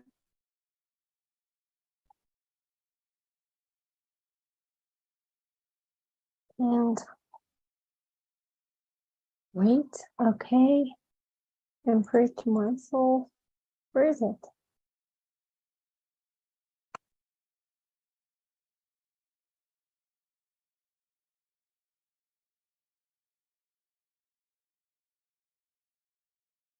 Oh,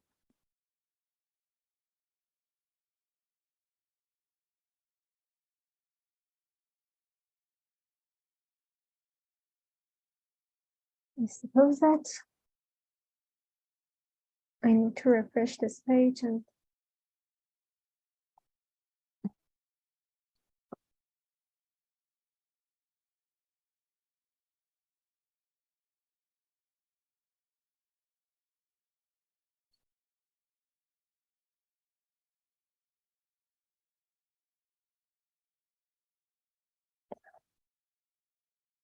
I suppose that it's for my internet connection. Okay. Now I wanna compare some words. Okay. As we can see, the 90% recycled gypsum is much better than this one, 10% recycled gypsum. So for this part of a strategy, I need to use this one because, for example, let me compare it. Okay. Okay. Then I use it. Let me check it. Suppose that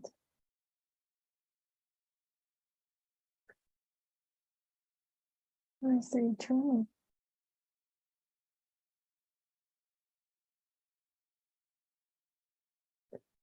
That was okay. Let me change it to it.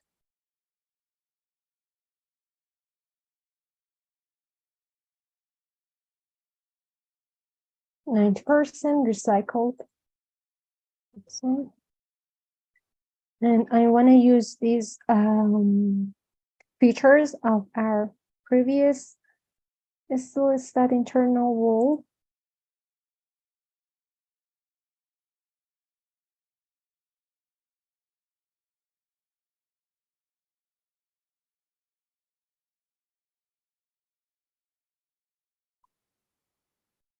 Okay. Other parts are the same as each other. And great.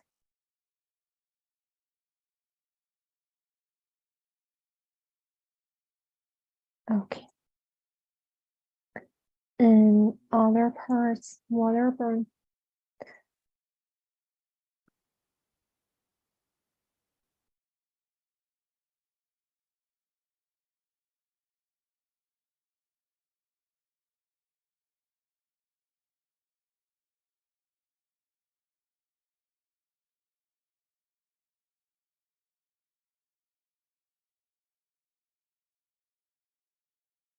I suppose that would be good because it's and this cloud is green.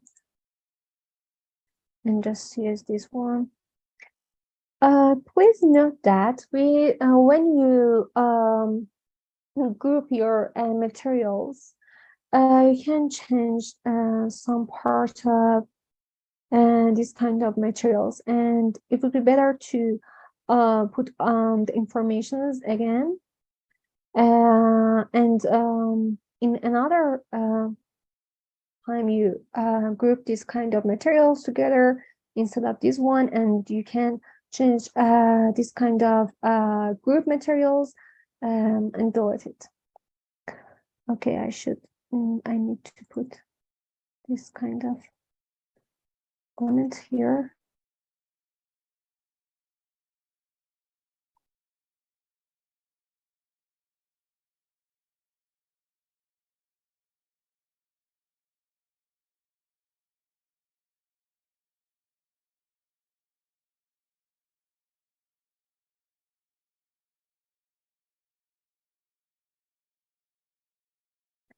Please note that when you change some informations compared from the previous one, for example, when I put this kind of material, it put it for me this one, the external wall systems. But as you can see, it's for internal walls, and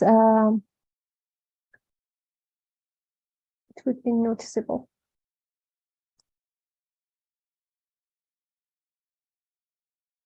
Okay, water. And 15, 15. Okay, 10%. Landfilling, great. And a structural profile.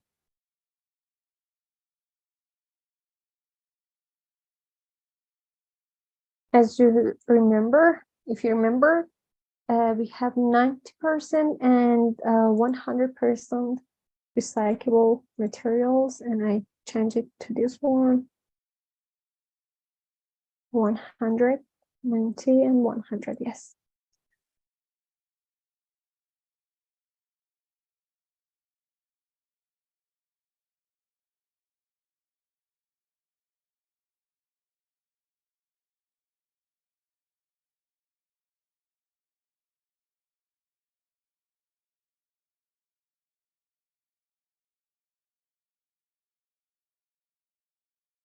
I put the informations as well in this part of comments.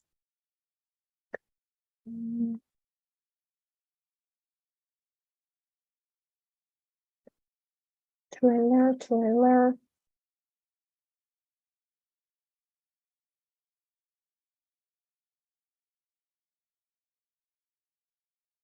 Okay. Then glass wool.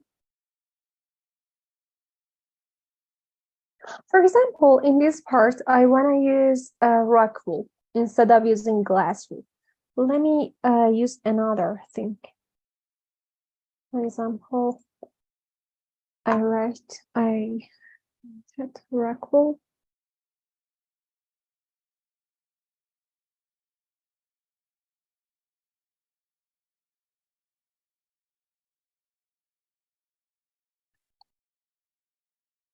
Okay.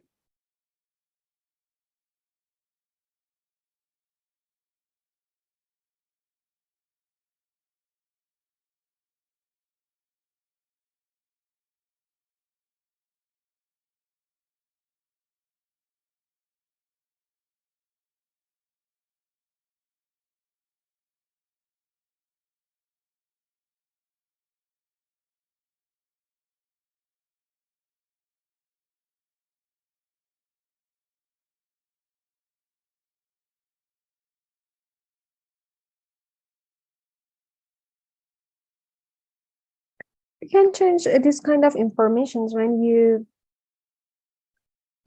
consider some of passive and active solutions for your for managing your heating or cooling systems in your buildings.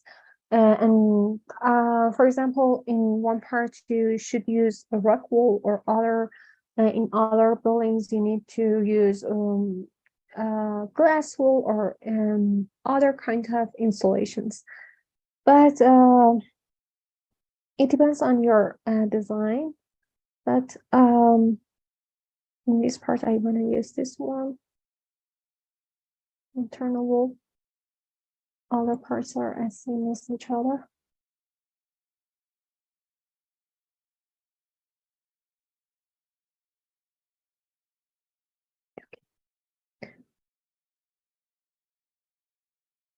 And well, as you can see in this sandwich panel, we use plasterboards in 2 levels. Well, when I use this kind of material and don't want to put some informations here and find it among other materials, then I can go to this part and just copy this kind of material and can put it in this lever. It isn't really important to put some up kind of materials consequently, because for assessing the life cycle and the emissions of construction industry, just some features are really important. One of them is the metals, the density, the cubic meters of them, and the mass of materials. And other part is the energy consumption of your buildings. So it isn't really important for this part of assessing your buildings, but and just I suppose that it would be really important for your energy consumption, because when you change the layer of your buildings, well, you can watch some different type of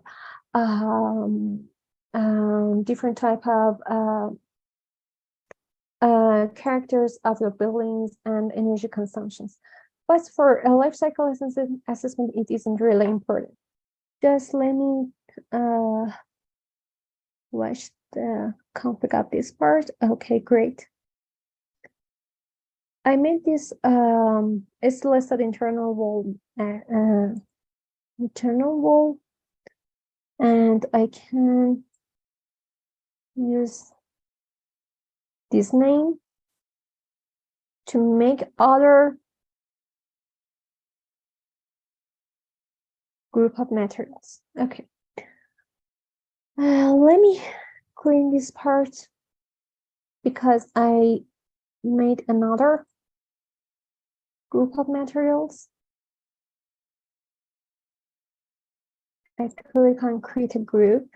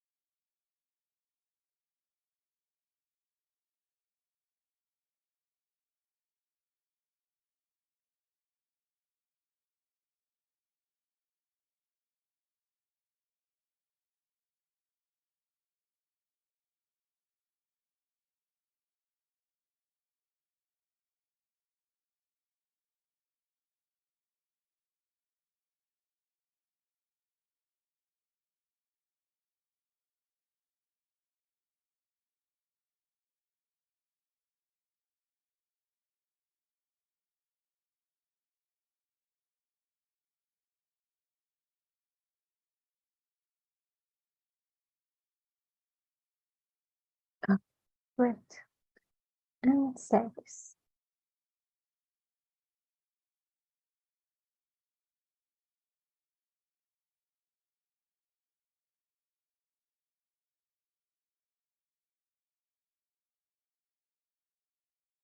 Now we have new, okay, great, new skeletal internal wall assembly. And when we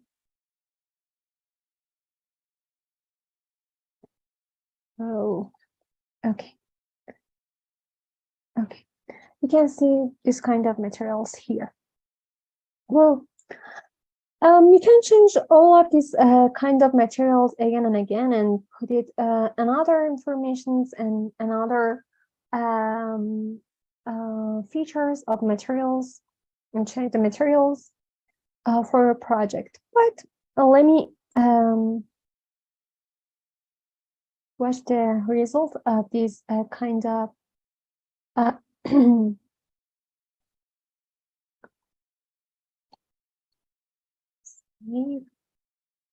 and go to the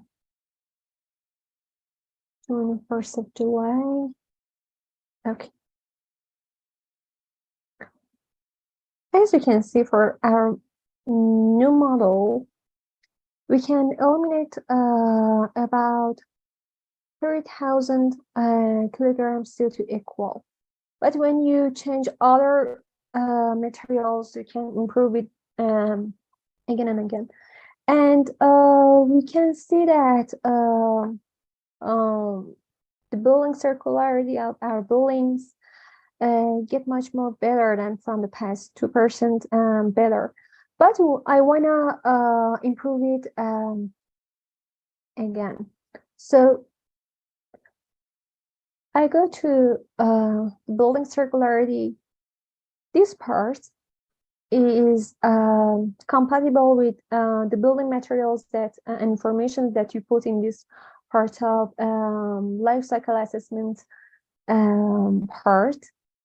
And just I wanna change some informations about the end of all life of your building and some research which is during your buildings. Let me check meanwhile.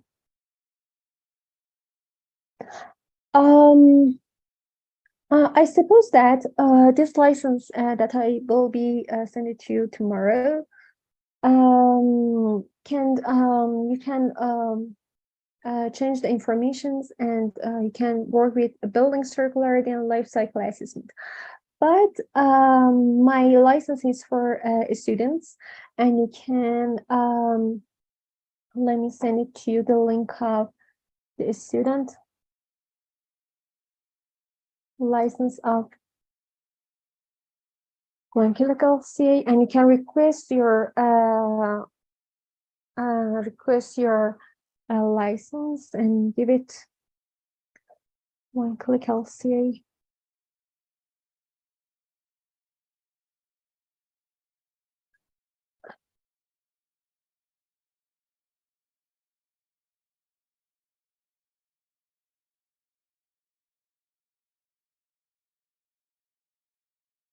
Okay.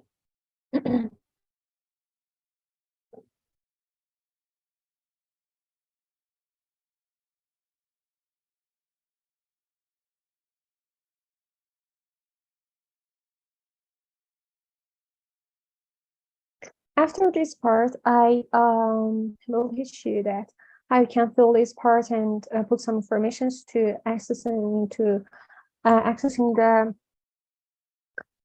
student license. Just let me continue my training. Okay. Well, I want to go to building materials to change some informations to improve the building circularity of buildings for our regenerative design. As let me compare it with this one.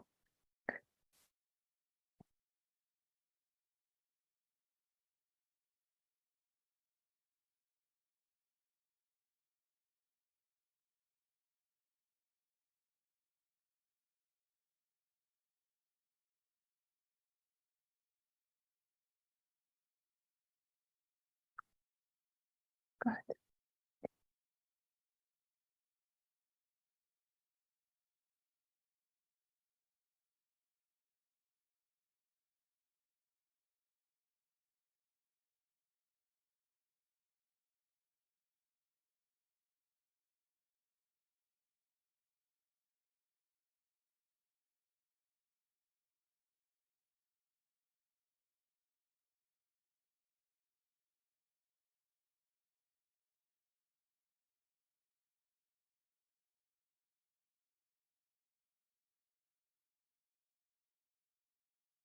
Okay.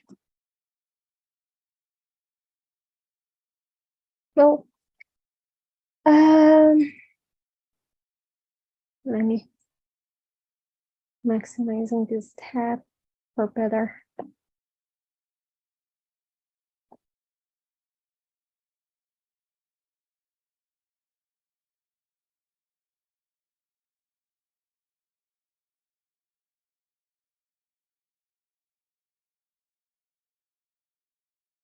It doesn't work.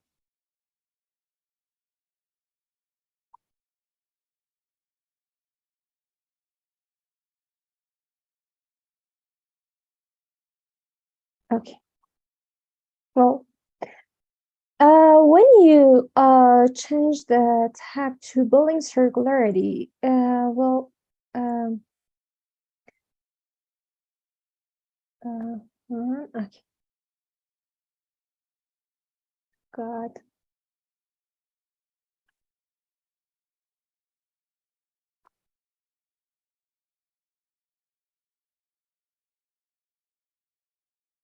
I suppose that I opened lots of tabs here.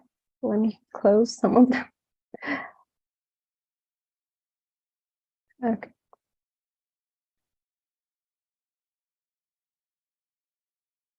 It doesn't work.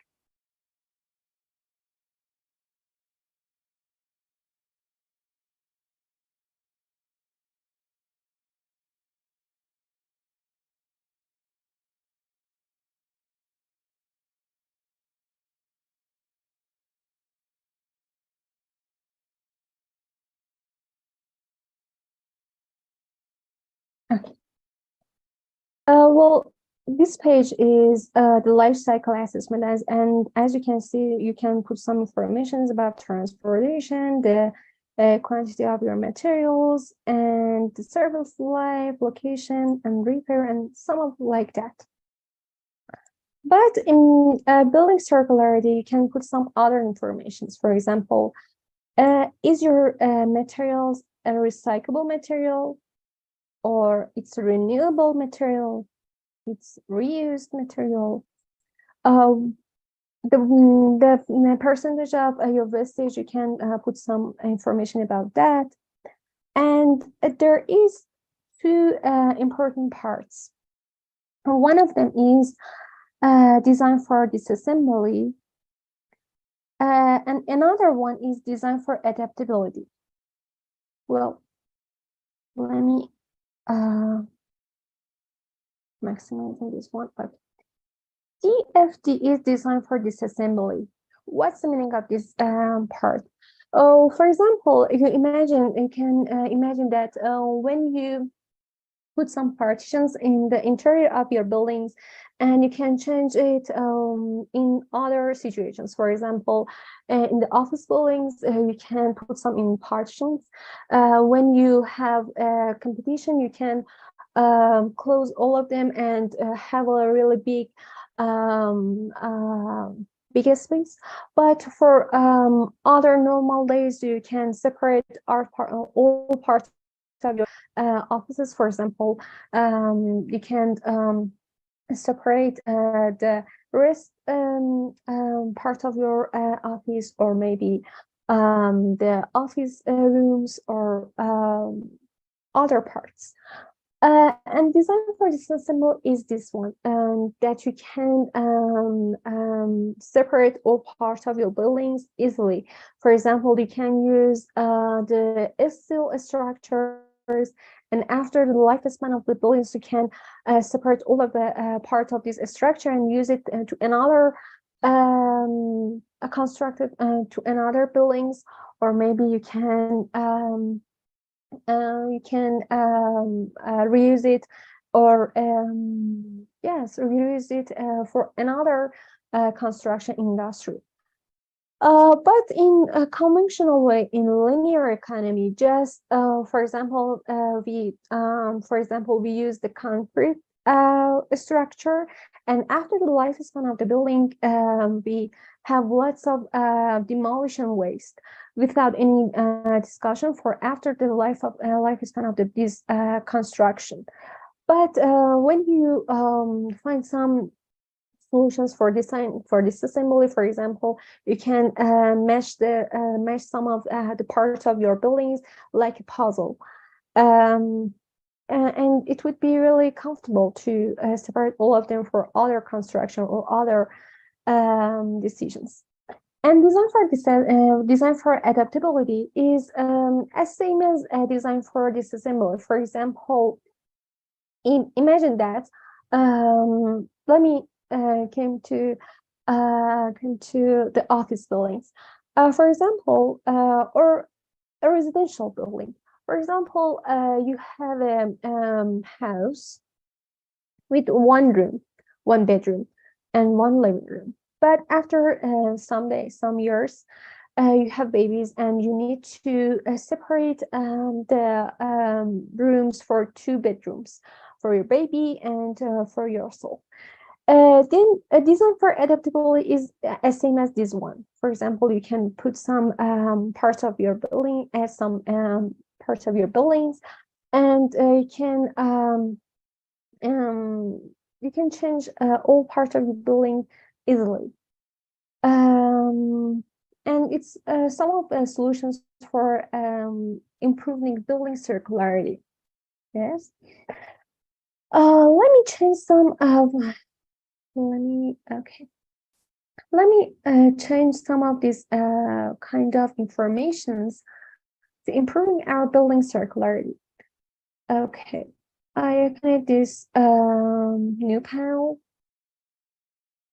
Please remember that when you group your materials, you can change some of these kind of informations in the group part, but you can change it separately. For example, I use ready-mix concrete that, for example, 40% of these materials are recyclable. Yeah. And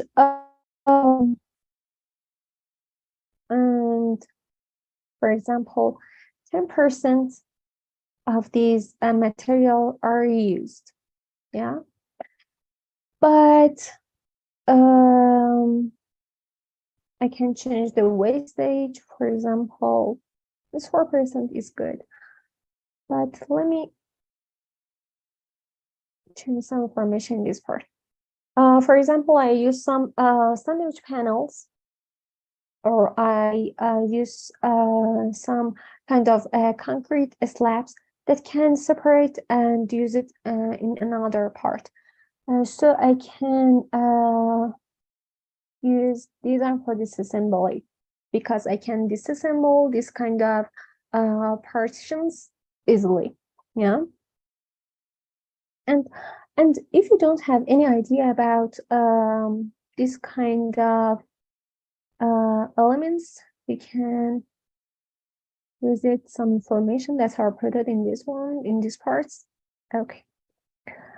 And if you remember, our reinforcements still was recyclable material, 100 recyclable material, and it is designed for disassembly. After the lifespan of the building, I can use it again and separate again. Okay. And we have some strategies for end-of-life process. For example, for this kind of concrete, I can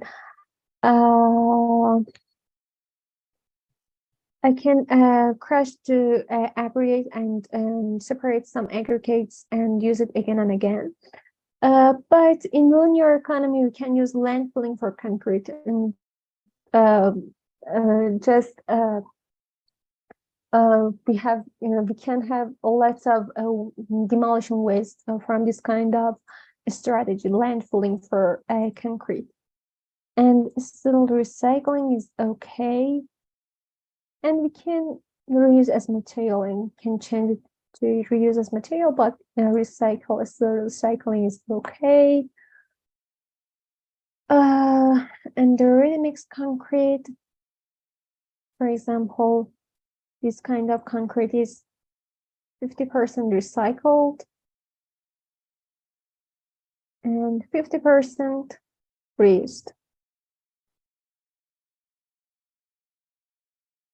And for example, it isn't designed for this assembly. Maybe it's designed for in which part? No, it's okay. And I change it to the concrete crushed to aggregate.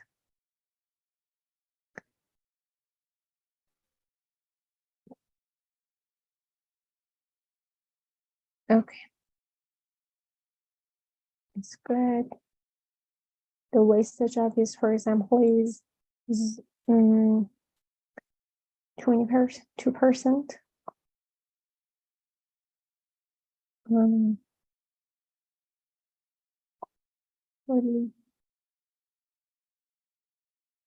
10%.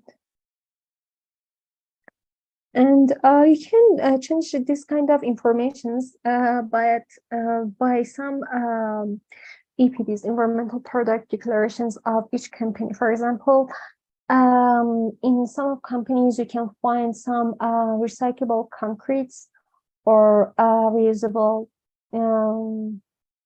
windows, glasses, or other kind of eco materials. But for this level, you can change this kind of information because we want to find that this building, how we can improve the building circularity. That would be really helpful for regenerative design. So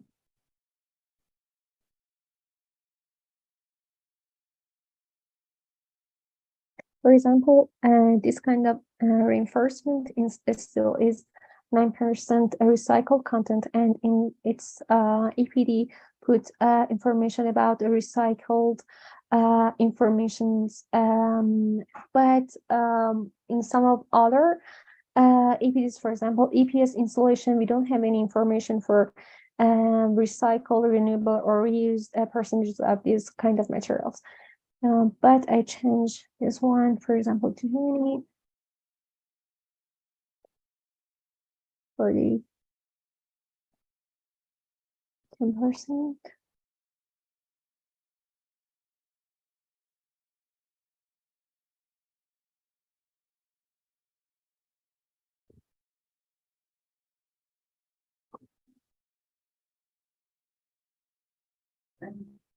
Let me.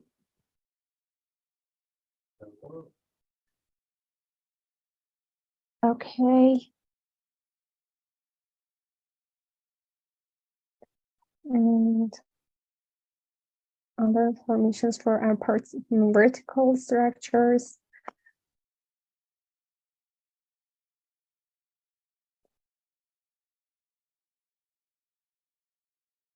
For example, 90% reusable,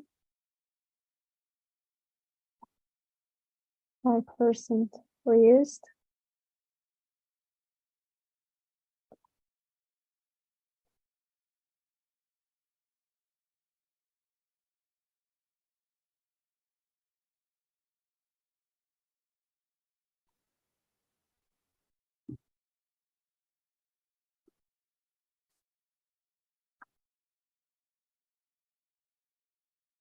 Sorry.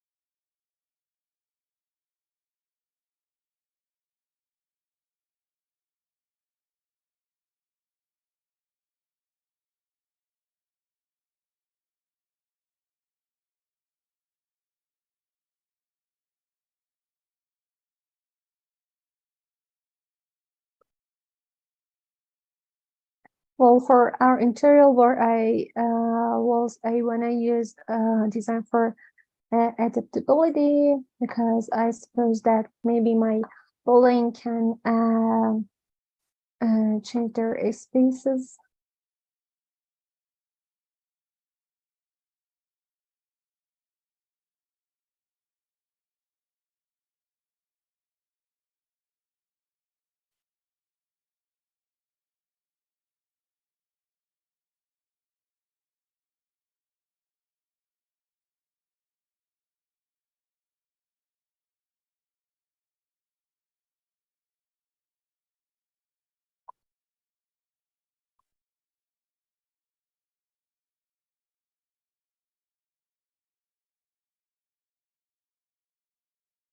Okay.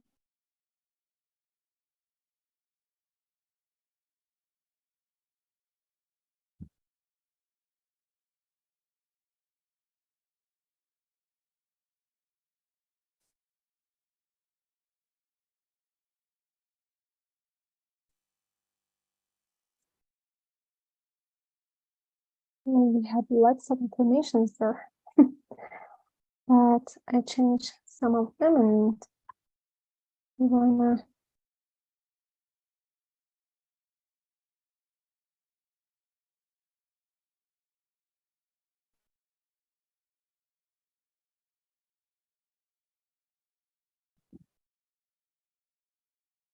For example, our door is 50% reusable and 10% reused material, for example. Okay. design for adaptability and reuse as material. Okay, let me stay with and find that how our noodling work for this building circularity.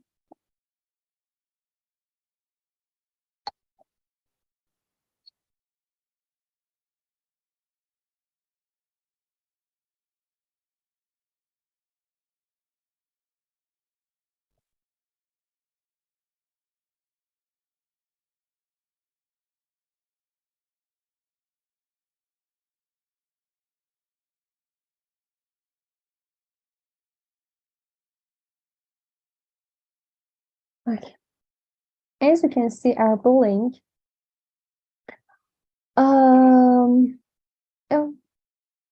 improved about 20% better than from the past. And the building circularity, okay, great. Well, as you can see, the building circularity of my basic model is about 34%, and the regenerative model is about 44%. But just I change some informations about the vertical and the interior wall, the columns, and the floor of our building. But we can change the floors and all the features of our building to find the best part of the building circularity. Let's turn to the building circularity results. This one and this one.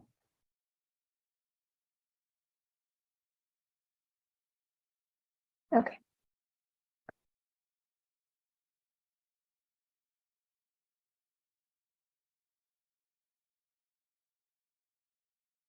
Well,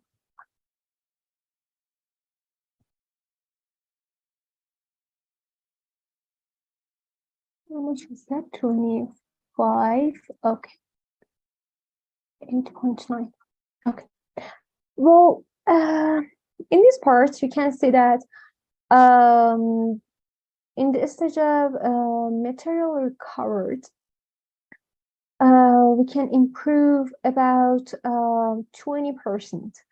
How, for example, the virgin material that we used for our buildings was reduced about 20%. It's about 71.7%, but before that, it is 91%. And we changed the recycled content in A stage.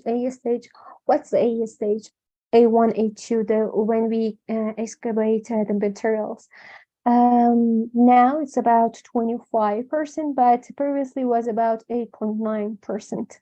And also we use the reused material about 3%. Well, and also we have better better solutions for the end of life of our building. Well, this stage, let me clarify the differences between material recovered and material return. This first step, material recovered, is when you use materials during the lifespan of the building for the construction, constructing your buildings. But material return is at the end of your end of the lifespan of the building. For example, if you remember, I put some strategies for the end of life of buildings. For example, I told you that I wanna reuse some of materials, or maybe I wanna separate the some aggregates of concrete. But putting some informations and change some informations for the end of life of your building, we can change these configurations. For example, 1.4% of my building at the end of life would be as a reused material, or other parts improves as you can see, but as you can see, when we watch this part of disposal,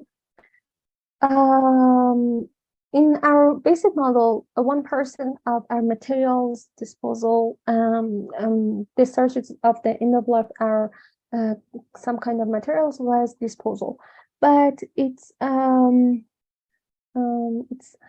minimized to 0.3%. Yeah.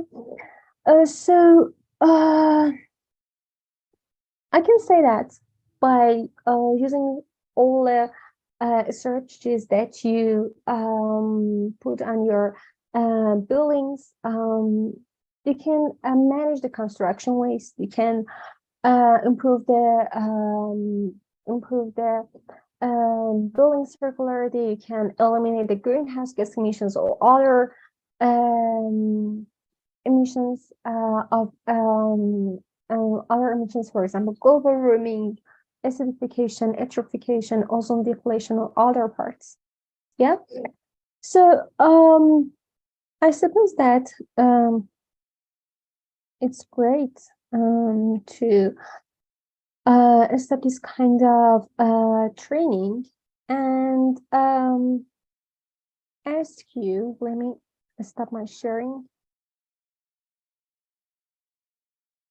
Okay. And ask you that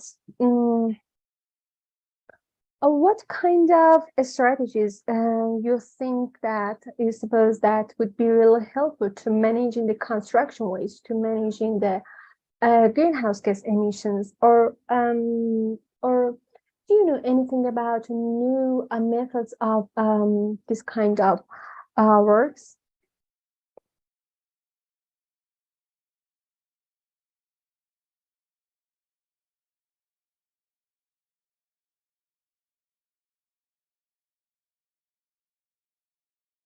Do you have any idea? No.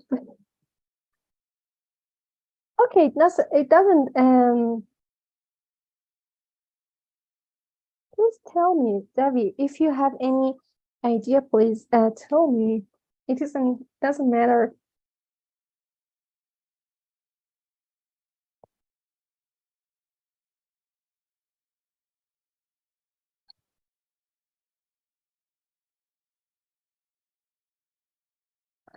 Well, I should tell you that during this session, just put some, I changed some information about building materials, yeah. But if you remember, and from the first session and the first part of my presentation, I told that in regenerative design, we should consider all of things that for constructing buildings, the energy consumption, building materials, and human, yeah. So from the last two sessions, Iman told us about the strategies about and managing the energy consumption and optimizing the model, for example, for our window to wall ratio or other parts of our buildings. Yeah. So when you can manage the energy consumption and the building materials and some and also some parts of our landscape, for example, cultivating some trees that can absorbing lots of CO2, carbon emissions, CO2 productions. So it's super great, and we can achieve the regenerative design. Yeah.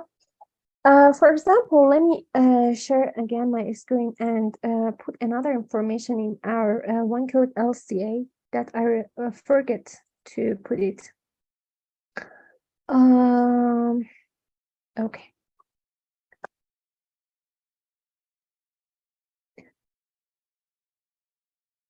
Yeah, definitely.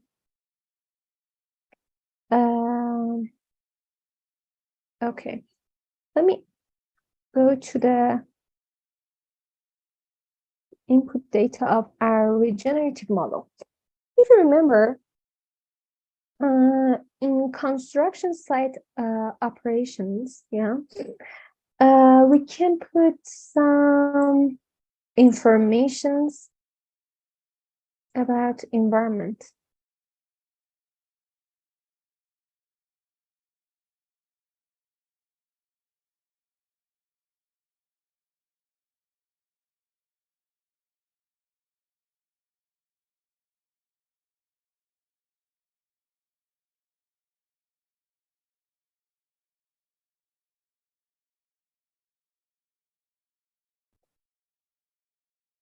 Okay.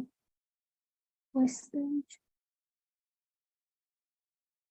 No, for emissions, and I suppose that's wrong. Yeah. Okay. In the 1, 2, 3, 4, 5, 6.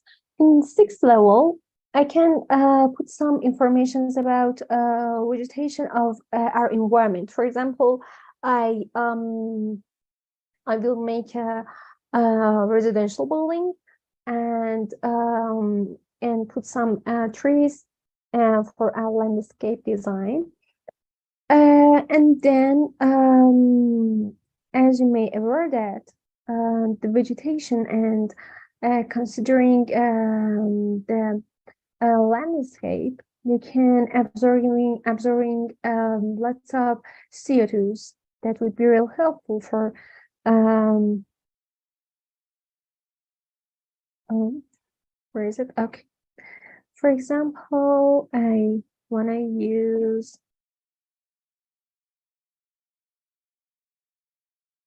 arc from it would be this one is okay. And it's about 10 of these and cherry. Let me duplicate this kind of model and compare it with regenerative model. Copy this one. Regenerative model 0.2 point regenerative model.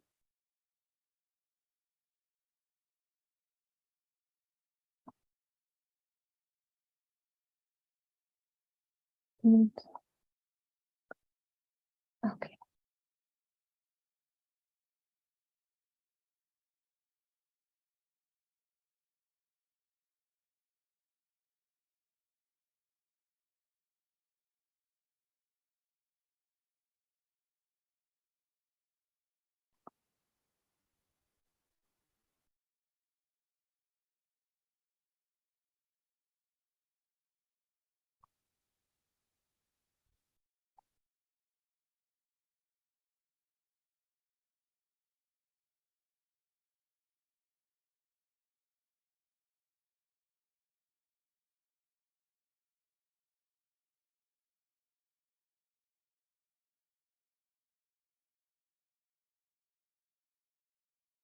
Okay. 20 and 20. Let's say this.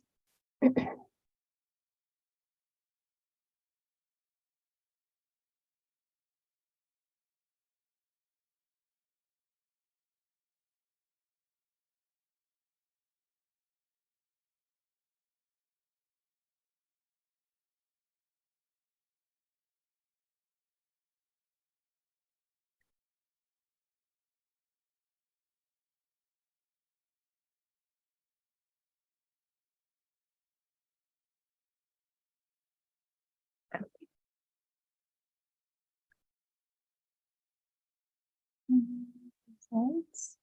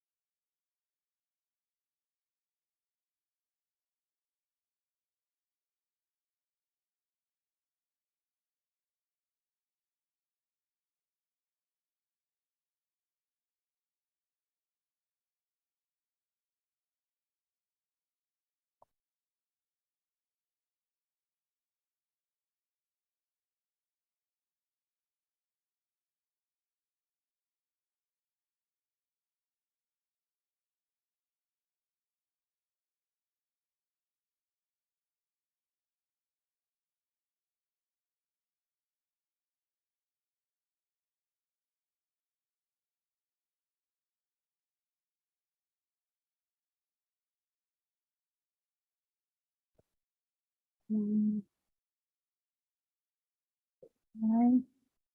it doesn't change?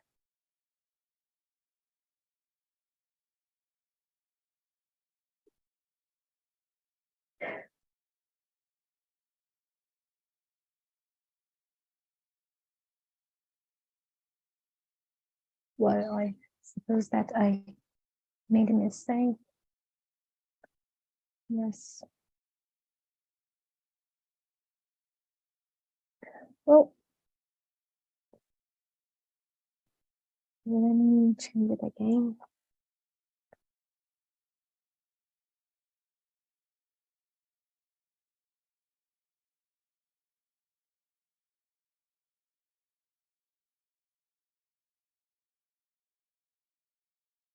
Organic carbon.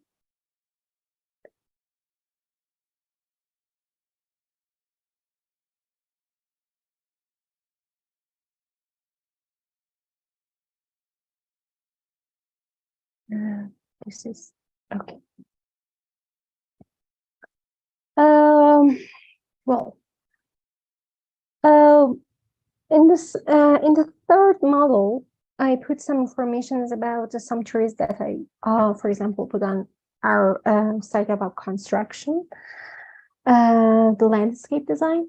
Well, as you can see from global warming, yeah, this is global warming, the first column. There isn't any change in the first column because for global warming potential, just in the regulation of EN of 15/1978, just considered the construction waste, construction materials, and transportation and other parts of our buildings. Yeah, but for biogenic carbons, biogenic carbon storage, as you can see, we have another part.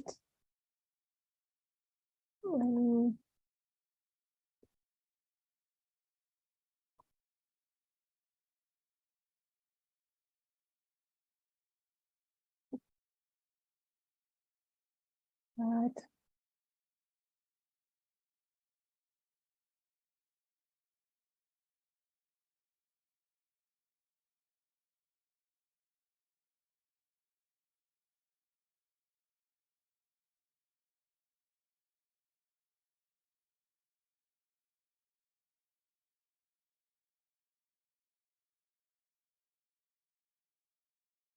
B1 and B1. Okay. Well, as you can see for our regenerative model that we change the building materials and other features. Yeah. We change some materials, and the transportation was as same as the previous model. But in B level, we can change some informations that are important really for biogenic carbon storage. Oh, yes, sorry, I changed my language Persian because finished my English part. Sorry. Yeah, and for the B1 level, we can change some informations for other parts of other important part of the environmental issues.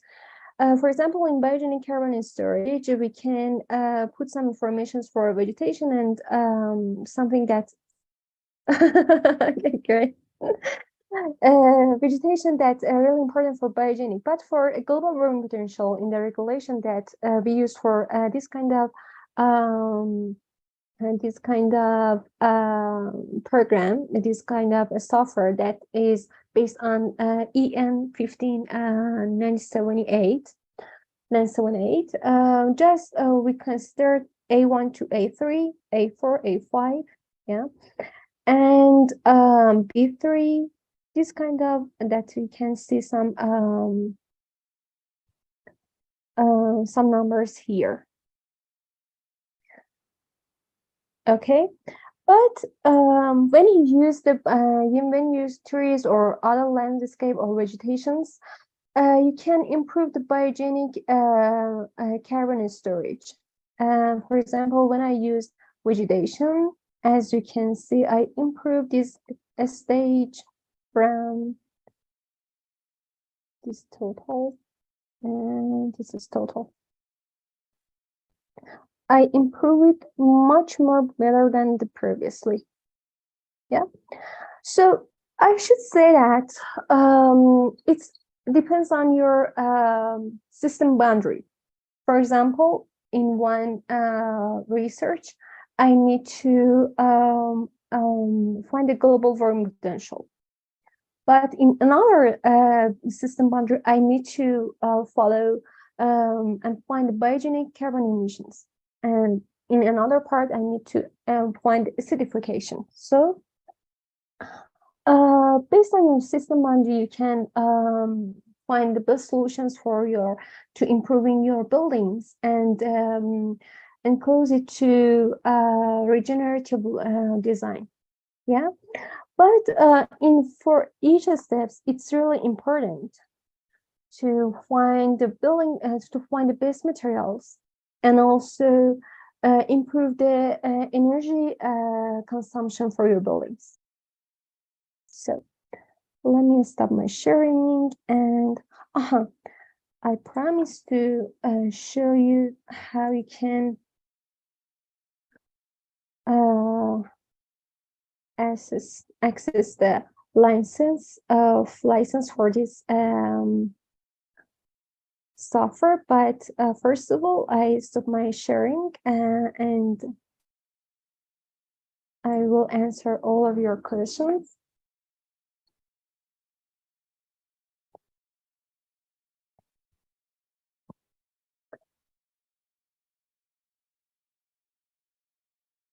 If you want, you can open your turn on your camera or voice, and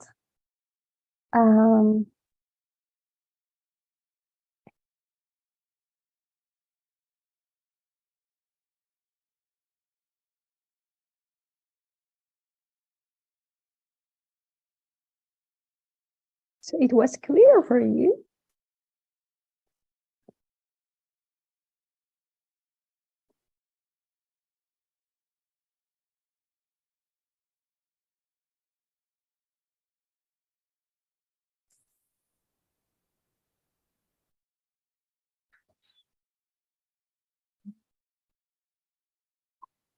Hello. Hi, David. Hi. I'm really sorry, but now I'm in working day, a common working day, so I am kind of dividing my attention here. But I understand in general, and I think the wind variable is not very important in the tool you are using. But as I told you before, I must review everything you told before so we can use it in practice. Definitely. But it's okay. I understand. Great.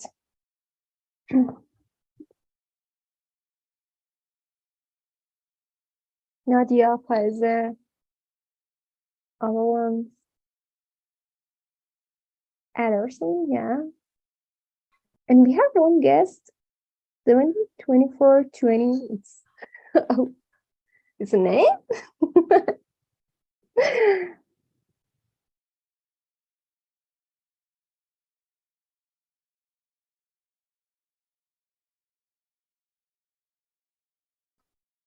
Okay, if you don't have any question about this session, first of all I will show you how you can access to the student license, or maybe buy professional license for one click LCA, and then Iman will tell us about the project we should do for this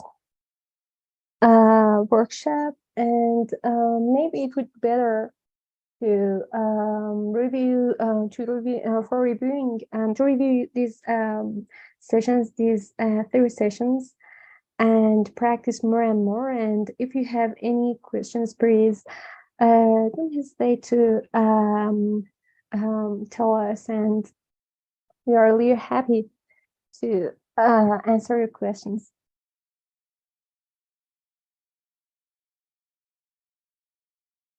Okay, great. Okay, David.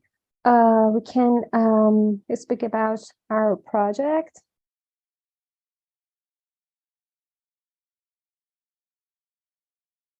During Nadia, I suppose that you can follow these sessions on YouTube, and I suppose that they are saved on the channel of dear Iman, and I will send the link of the YouTube channel here for reviewing.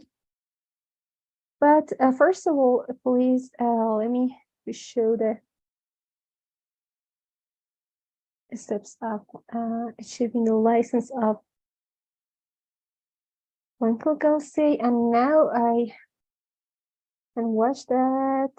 Dear Travis told me that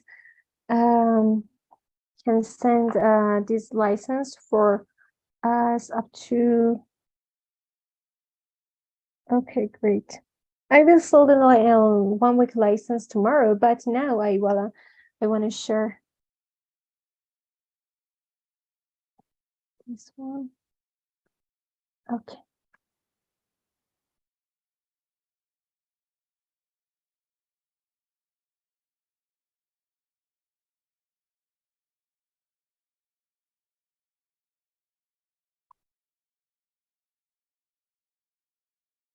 Okay.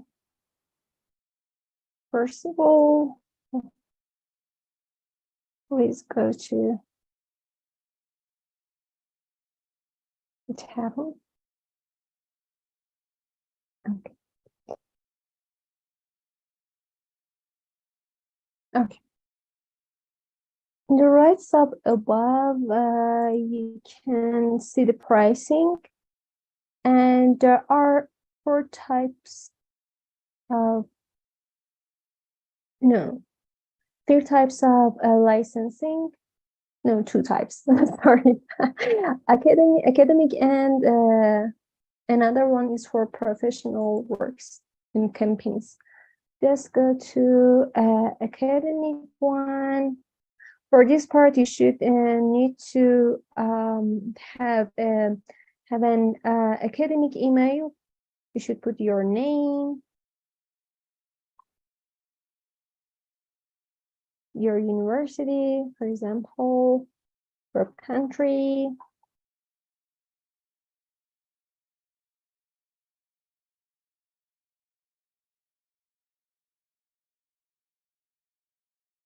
your academic email, and your degree. Please note that I suppose that academic license is for bachelor and master's students, and PhD and researchers can access the license with 50% discount. I suppose that if I remember correctly. But for example, I'm a master's student. No. Okay. And in this part, you should put the topic of your thesis and explain how 1 kilocalorie can be helpful, would be helpful for your thesis. For example, I put one topic here.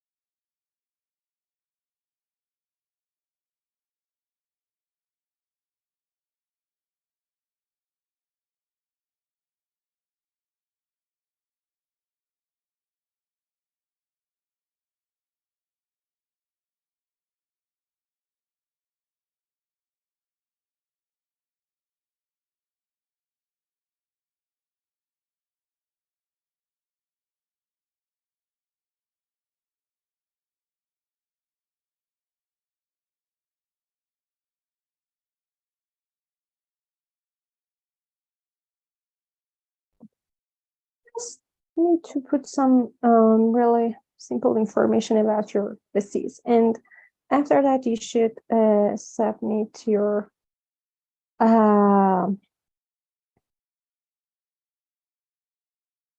request, and you will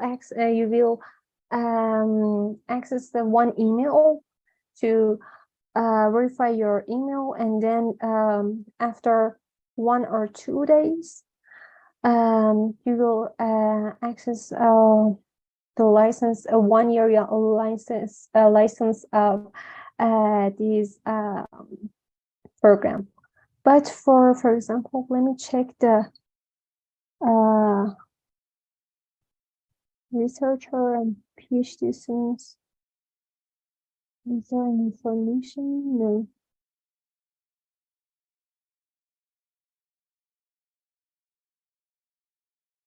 Okay, I suppose that they changed the mention about PhD and master's students. But for companies, you should change this one. And as you can see, there are some differences between all the licenses that you have. For example, for businesses, you can access some other parts, but as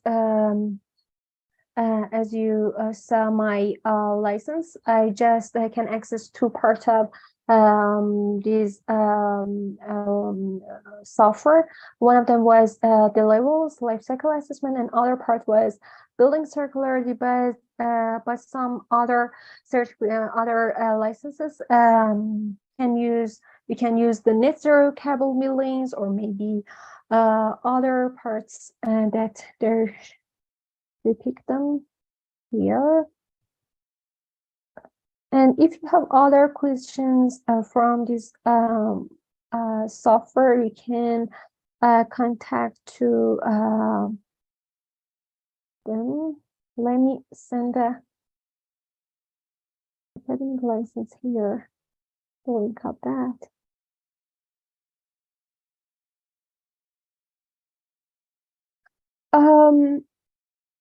For teachers, well, I suppose that the licenses for each classifications are totally different. For students, as I mentioned before, just you can access 2 parts. But for teachers, maybe they can access other parts. Well, I remember that from 3 or 4 months ago, they published one post on LinkedIn that there maybe give some licenses for teachers or faculty members that can access all part of this one. But it would be better to contact with them for more information. Okay, no problem, no problem. Okay. Okay. Dear friends, is there any question? Are there any questions?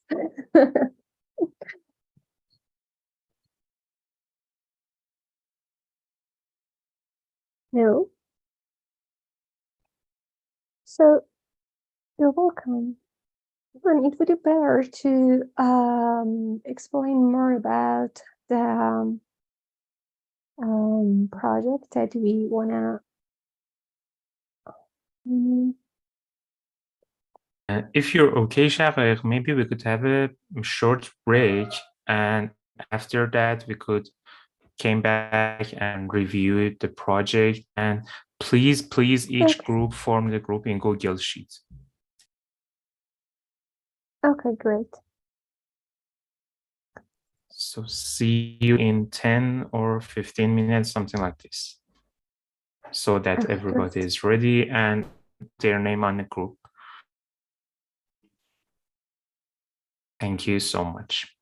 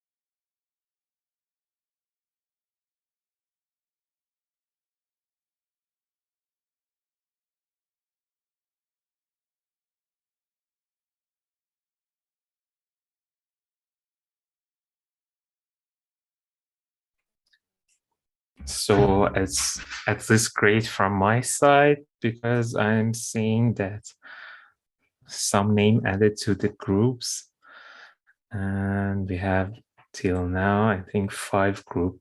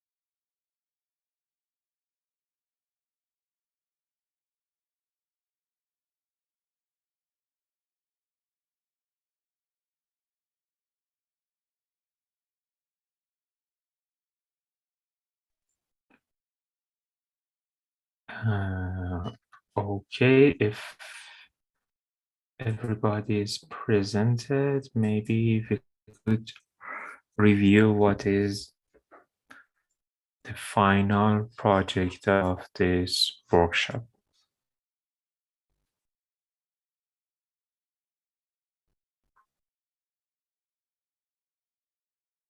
Thank you, Shagaya, for sharing the YouTube link. It was live, am I right?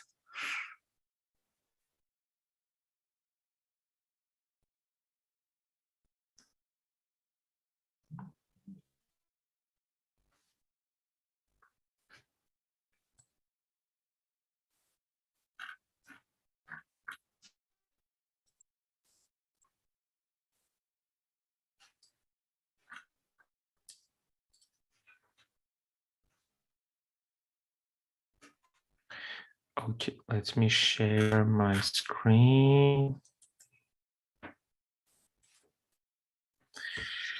So if you have my screen, what we want for our final project is that you take the apartment you're living in or design any apartment you want. Take this building as a reference,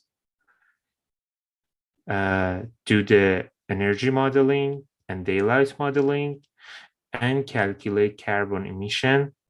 After that, go to one-click LCA, do the life cycle assessment, building circularity, and after doing all these things, present that building in a 1-minute video and suggest ways that could improve, I don't know, energy, daylight, building circularity, life cycle of building, anything you like. So to rephrase the project, we want you first assess a building, probably it's apartment or where you live in that has familiarity with it, then suggest solutions to improve that building. And that should be all in 1 minute videos. Is everything clear? Do you have any questions or something like this?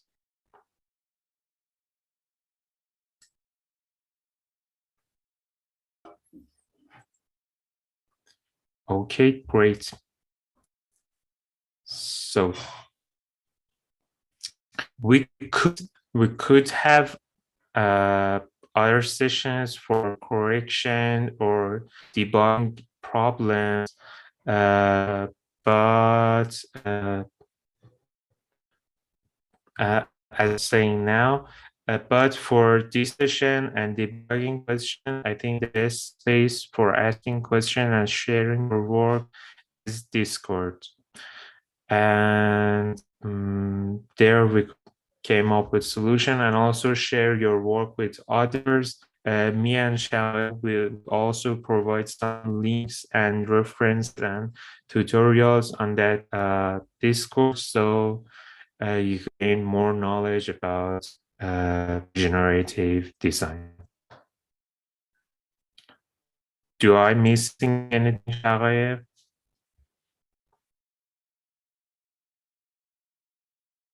No, I suppose that's one from our students. Just let me send the Discord link again That would be for great. someone. But I know that if you check your email, you can find Discord link, but I send it to you again.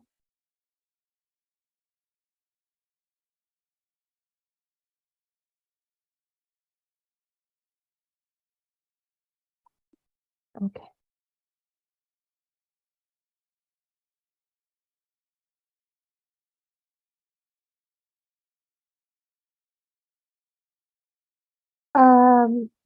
Thank you, Beatrice. Yeah, I suppose that your name is this. And it is okay, Drive, Google Drive. And just I wanna mention another things, but I forget. Sorry.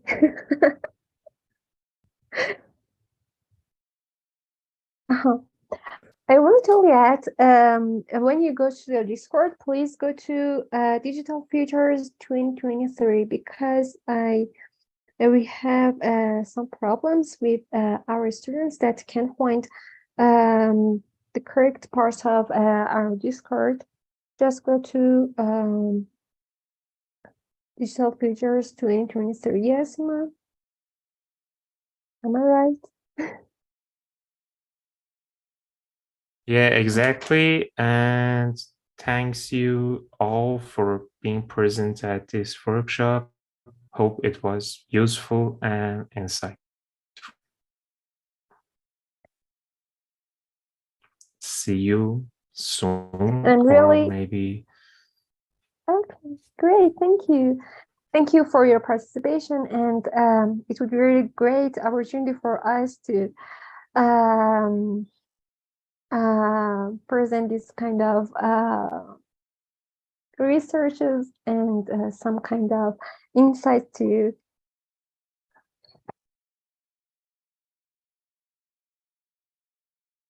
Okay. Bye, everyone.